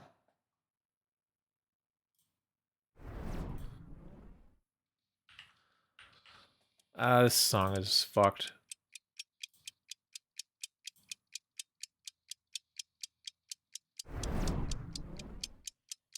Trading card game is really meta dependent and usually pay to win or pay to play. That's why I play 40k. Isn't that the most pay to win game? There's painting and modeling between events, and then there are the events, which are so much fun. But don't the sets cost like a ridiculous amount?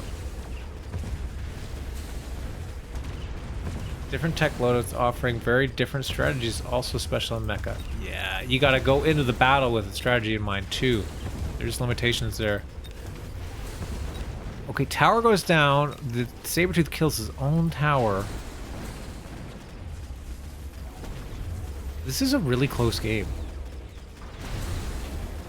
There's chemtrails in mecha. Big positive. What? Chemtrails the player? I guess mechabellum is kind of like auto chess. That is the closest resemblance, but if you play like teamfight tactics, man, it's got nothing on this.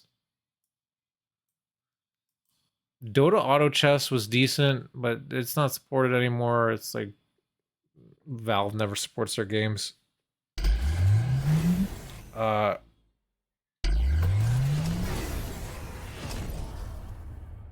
Sorry, I think I meant Underlords was what I was talking about there. Dota auto chess is the mod. I don't know who still plays that. I played that a long time ago too. That was the first, as far as I know. I think there's also another game called Legion Tower Defense or Legion TD2. I've never played it though, but apparently that's more like mecha. Stuff like Desert Strike or whatever in StarCraft as well.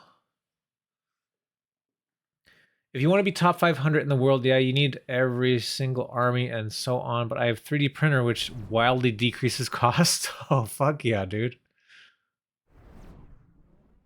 Are people like... is that like a stigma to use a 3D printer to print the minifigs or whatever? Like, will people not play you because you're doing it?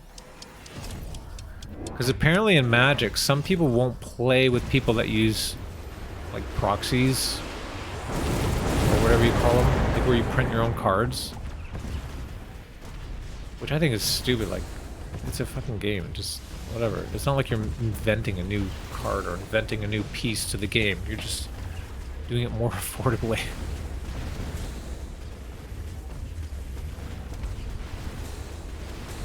This is just not looking super great, but these hackers are fucking carrying hard. Level 5 hacker, level 4, like these are fortified hackers. They got so much health. It's like 100,000 health on this guy.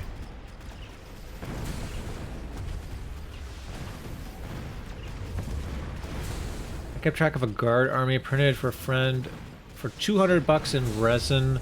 It would have cost nearly 2,300 if you bought the models from Gears Workshop. Or whatever it's called, Games Workshop. I enjoyed playing chess and was decent at it, but found it overheated my brain, says Dachshund. Literally, my head would feel really warm and start to ache after a few hours. And mechabellum doesn't do that?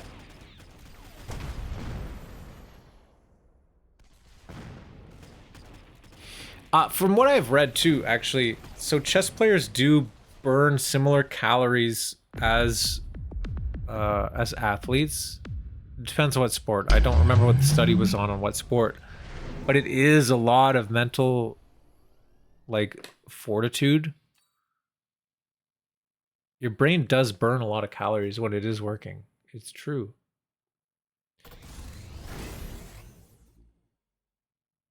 SC2 after the same sessions, only my hands also hurt. Yeah. The only tournaments that care about that are the Games Workshop hosted events. Oh, so you can literally play like other non-Games Workshop events with 3D printed stuff. That's nice. As long as you can tell what is and not confusing your opponent, people are totally good. That's chill. That's nice. No chess and no StarCraft equals mecha player. Yeah, not Limp Bizkit. Skipping Limp Bizkit.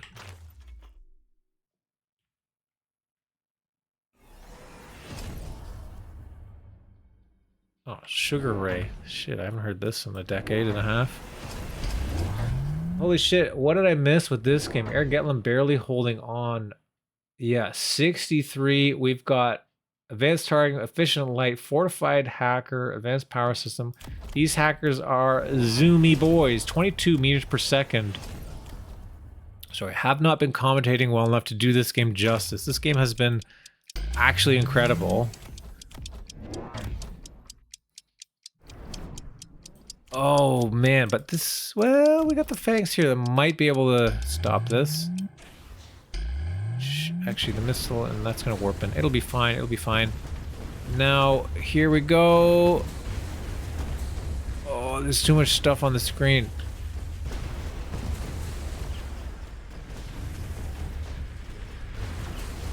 I can't tell what's going on. A lot of missiles. Left side's pushing through, it looks like. Right side has been struggling, but it's doing a bit better. That smoke helped a bit, I think. Actually, tower on the left is now under threat. And right side, we've still got a hacker. We've still got a level 2 Raiden with range. This is going to be pretty good. Nice, nice, nice, nice, nice. Nice. Actually, we turn around to... We turn it around! And with 2 Raidens left, and these hackers left, that's going to be enough damage. And Airgetlam turns it around, gets the win from 63 HP with Speedy Boy Fortified Hackers. Level 5, level 4, level 2, 2, 3, 4. Oh my god. Crazy insanity. What a great game. That was a fantastic game, Airgetlam. Thank you for that replay.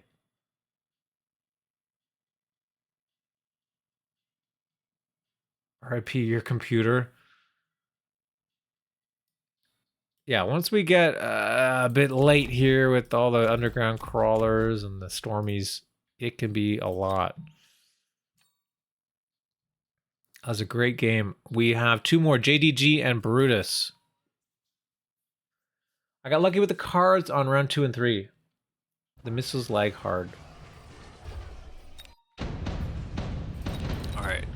It's fucking 12 o'clock. We gotta speed these up.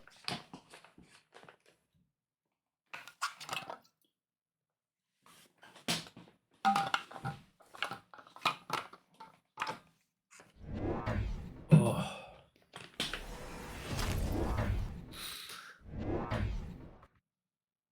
Oh, I'm at Mike. No, switch that.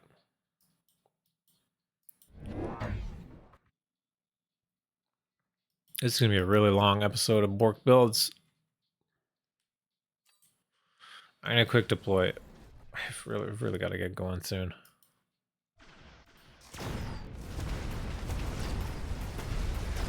So we've got the marksmen start here, but we did sell one of them, I think. Or did we buy them? We have assault mode.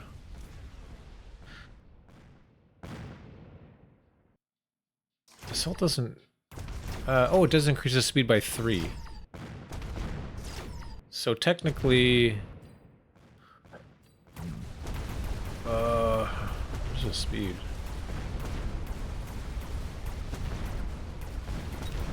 I think they can go fast enough with assault mode.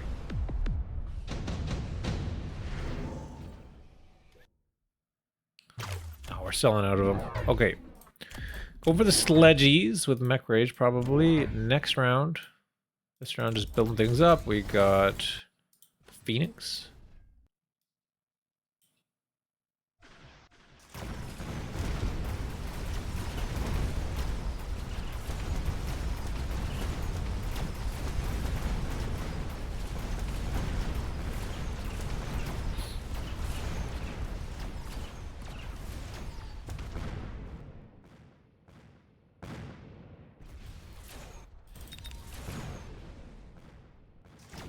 Well, the Phoenix will win the round here, of course. Get a level as well.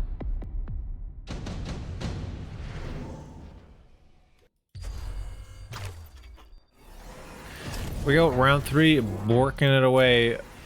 Need the temp speed. Actually, we don't even need temp speed. JDG's speed spec. We're good. We're good here. Look how fast these speedy boys go. Crawlers coming in. Nice. Overwhelming the elite spec. Should be able to get some good XP from the elite spec too. It always feels good to take early rounds against elite.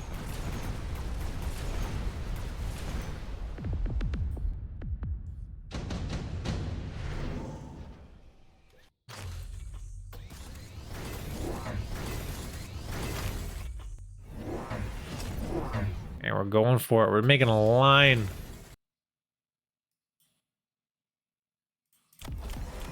Sledge, man. Wait, Dominion Core on the Phoenix. Hell yeah. Hell yeah. Dude, they do so much damage. Look, pop. Now they're gonna be level 3 as well? Dude. Unstoppable here. Whenever I try shit like this, I just get shut down so hard. I'm not allowed to build this many sledges.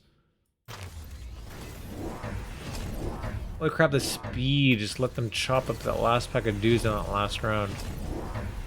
How many rounds is this? Spoilers. I gotta know when to slow it down, though. Now we got range as well. Perfect timing.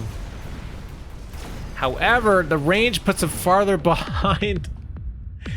You can't tech range without also ranging your Dominion Core unit here. The Phoenix, because the range is 120, the range is 135 here. So now at 160, yeah, the Phoenix is fine. Now we're fixed. A slight error there, but very quickly corrected by JDG.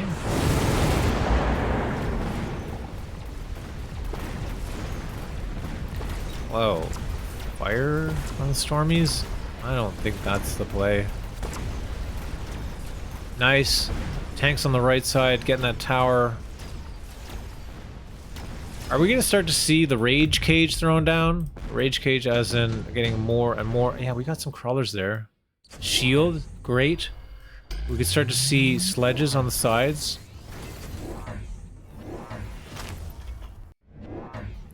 Right, get crawler, sledge, crawler, sledge, crawler, sledge. Sledge here. Ooh, ooh. Ooh, launcher overload. So 150 meters versus 150 meters on the sledge. I guess that's usually okay.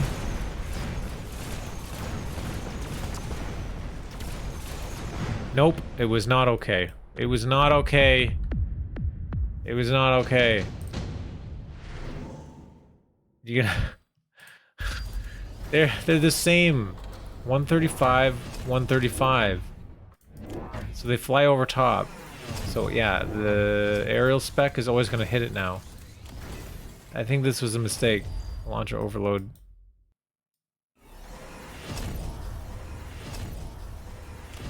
Are gonna beacon it away. Good timing, getting away from that orbital. Now going for Wasp, since the only anti-air it really is a couple marksmen. These fangs don't really count.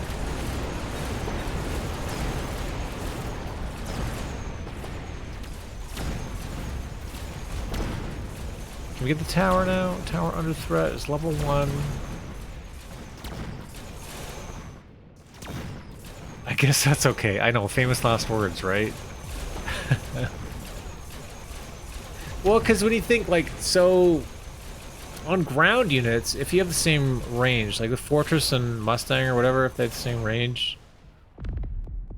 Not Fortress. The...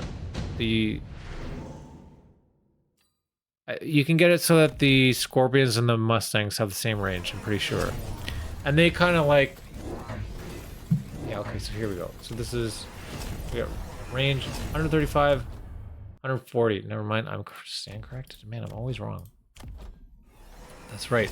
That's why the Mustangs get just in front of the Scorpion. To make it an annoying comp. Like dealing with Scorpion Mustang is hard because you can't really ever lock on a Scorpion because the Mustangs get... Wait.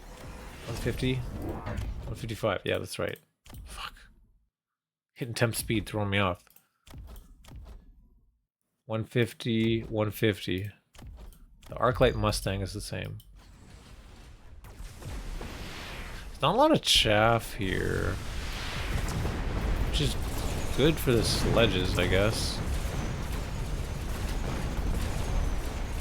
Nice jump, Phoenix. Oh, fuck yeah. Great jump. Yeah, there's so much defense on the left side here. Now suddenly throwing down all the pressure on the right, getting that tower. And now there's so much shit in the air. Yeah, these Phoenix are good now. Now we have stuff that can get in front of the Phoenix. Wasp only 110 meters. Phantom Ray 80 meters. Phoenix are completely safe now. And oh shit, that just wins the game right there. Nicely done, JDG. I'm sorry, I forgot to slow the game down. But this was a beautiful jump. That's a great win. And yeah, the sledges just bought you a lot of time as well to build up this air force. And the opponent was forced into like the Scorpions here. And by the time they were trying to react was on this very last round where they built the level 2, the 2 packs of level 2 Mustangs with range aerial. It was just not enough. Just bopped him. Great job. Good game, JDG. That was huge. And now we've got Brutus last. Let's go, Brutus.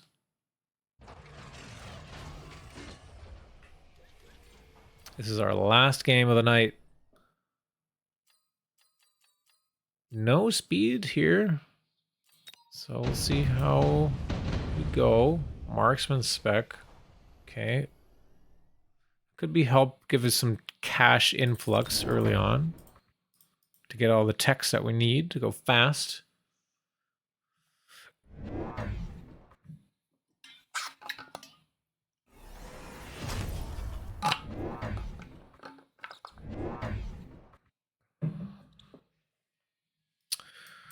We're pretty far back here.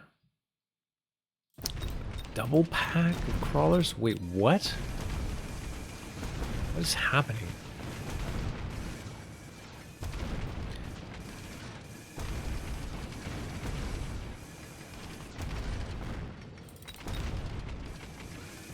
Okay, how many rounds are we talking? 8 rounds? Okay.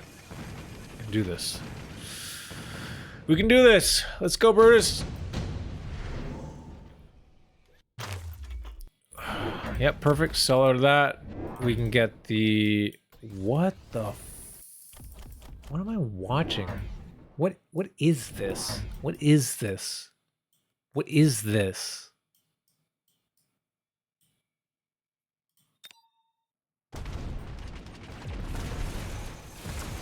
What are we doing?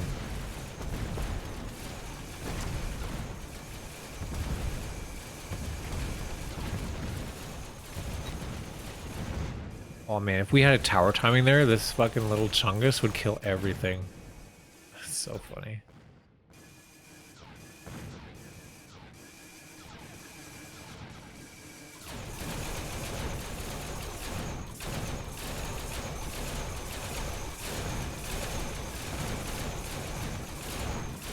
Crawler blob, new meta. Yeah, seriously. Look, oh my god, dude. Brutus. Brutus, fucking beautiful. That's great. Oh my god, he gets everything. Not a single crawler nor single wasp survive. That is the fucking money shot. That's the most effective missile strike I've ever seen. $500 worth of units for a $50 spell. That's fucking crazy, dude.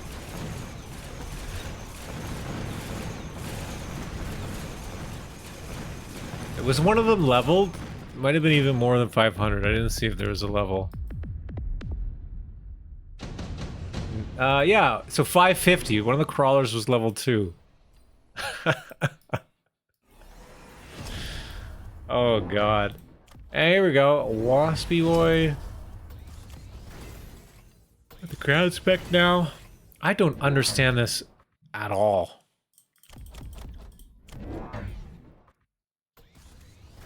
You can beacon crawler if you blob them. Allow me to beacon them around the wall. Tower one game. I beacon like 4 packs of crawlers with 1 beacon. It's like so risky though.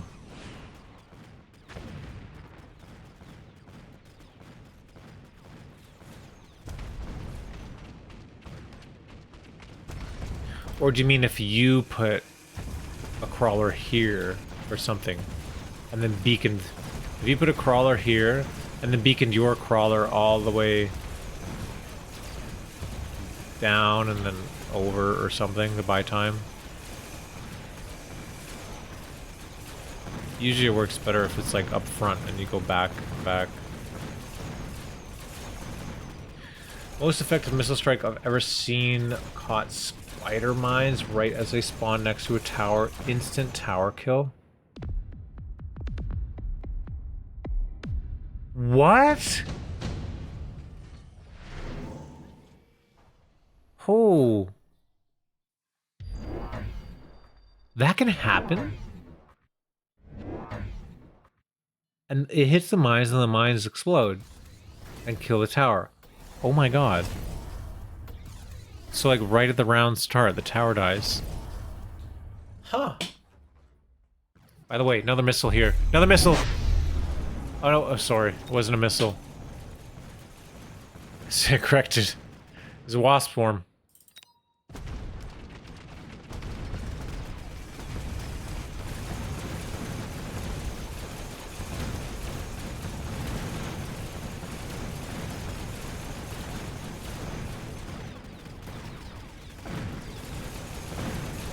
Alright, these Mustangs have got to carry hard here.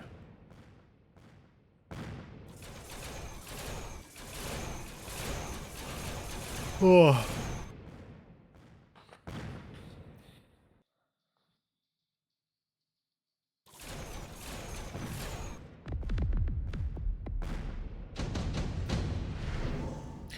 If you guys are enjoying the stream and you have any Jeff Bezos bucks, I would always appreciate a little Bezos bucks. If you haven't used your Prime, here's your reminder before we close out the stream. We've only got a couple more rounds here. Brutus.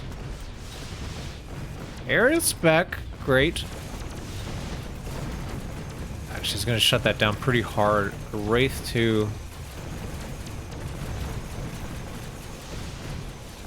Really good timing actually with the mothership overlord.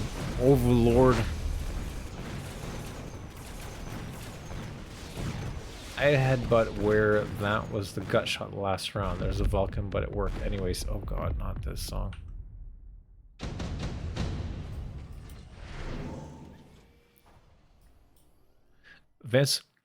Offensive tactics. Great.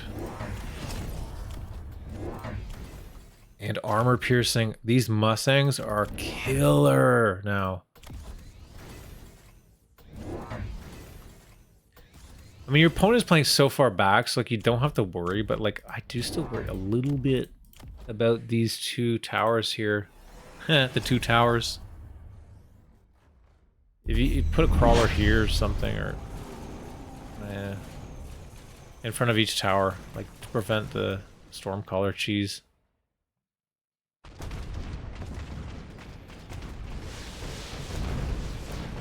I don't understand what this player is doing. The timing is perfect for your Mustangs. They're just absolutely annihilating the Wasps. Now you get the tower, clean up the wasps, clean up those overlords. It's looking good. It's not much that Vice can do here. Maybe getting armor on something could help. Additional deploy for both.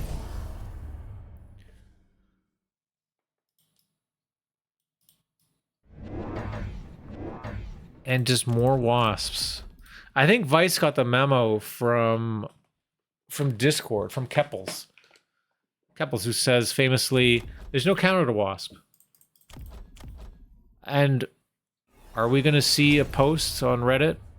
Hey guys, Keppels said that wasps were unbeatable, but actually, Brutus, this player on the ladder, just absolutely brutalized me. His name just exactly stood for what he does. Brutus the Brutalizer. Mustang is completely destroying. Oh my god! Oh my god!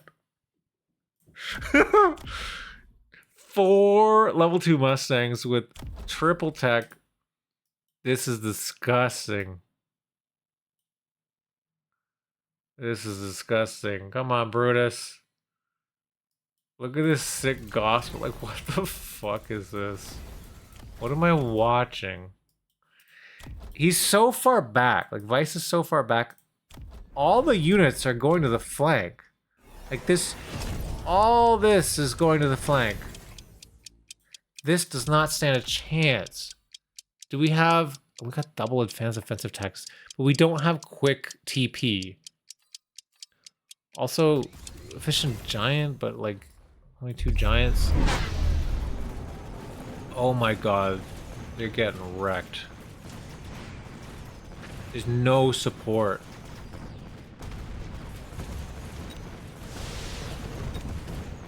Oh, it was they all jump drived over to their death. That's how we had so many.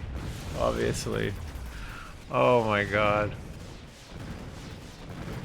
This is crazy.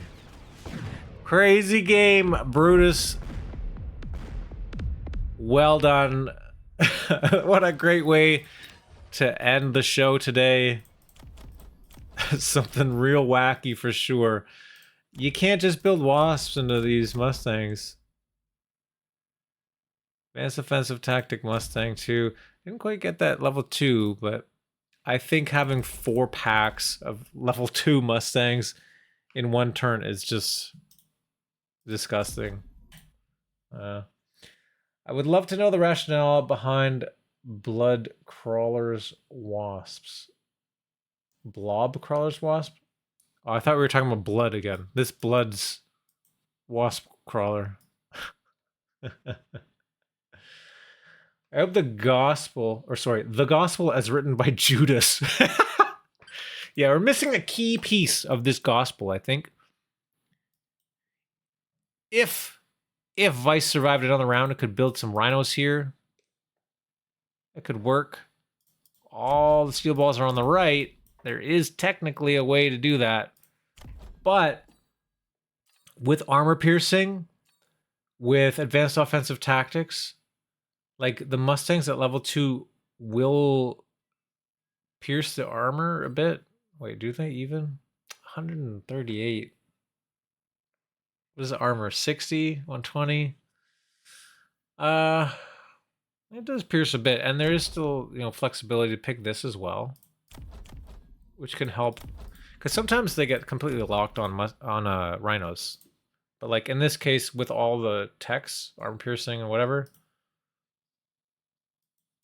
it's not terribly bad to just make more Mustangs. You know what? An actual armored rhino would have worked pretty well on that side.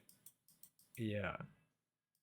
Yeah, up until, clicking this button and then getting some of these steel balls over here. Could have been good. 18 damage on blue rhino equals dead stangs.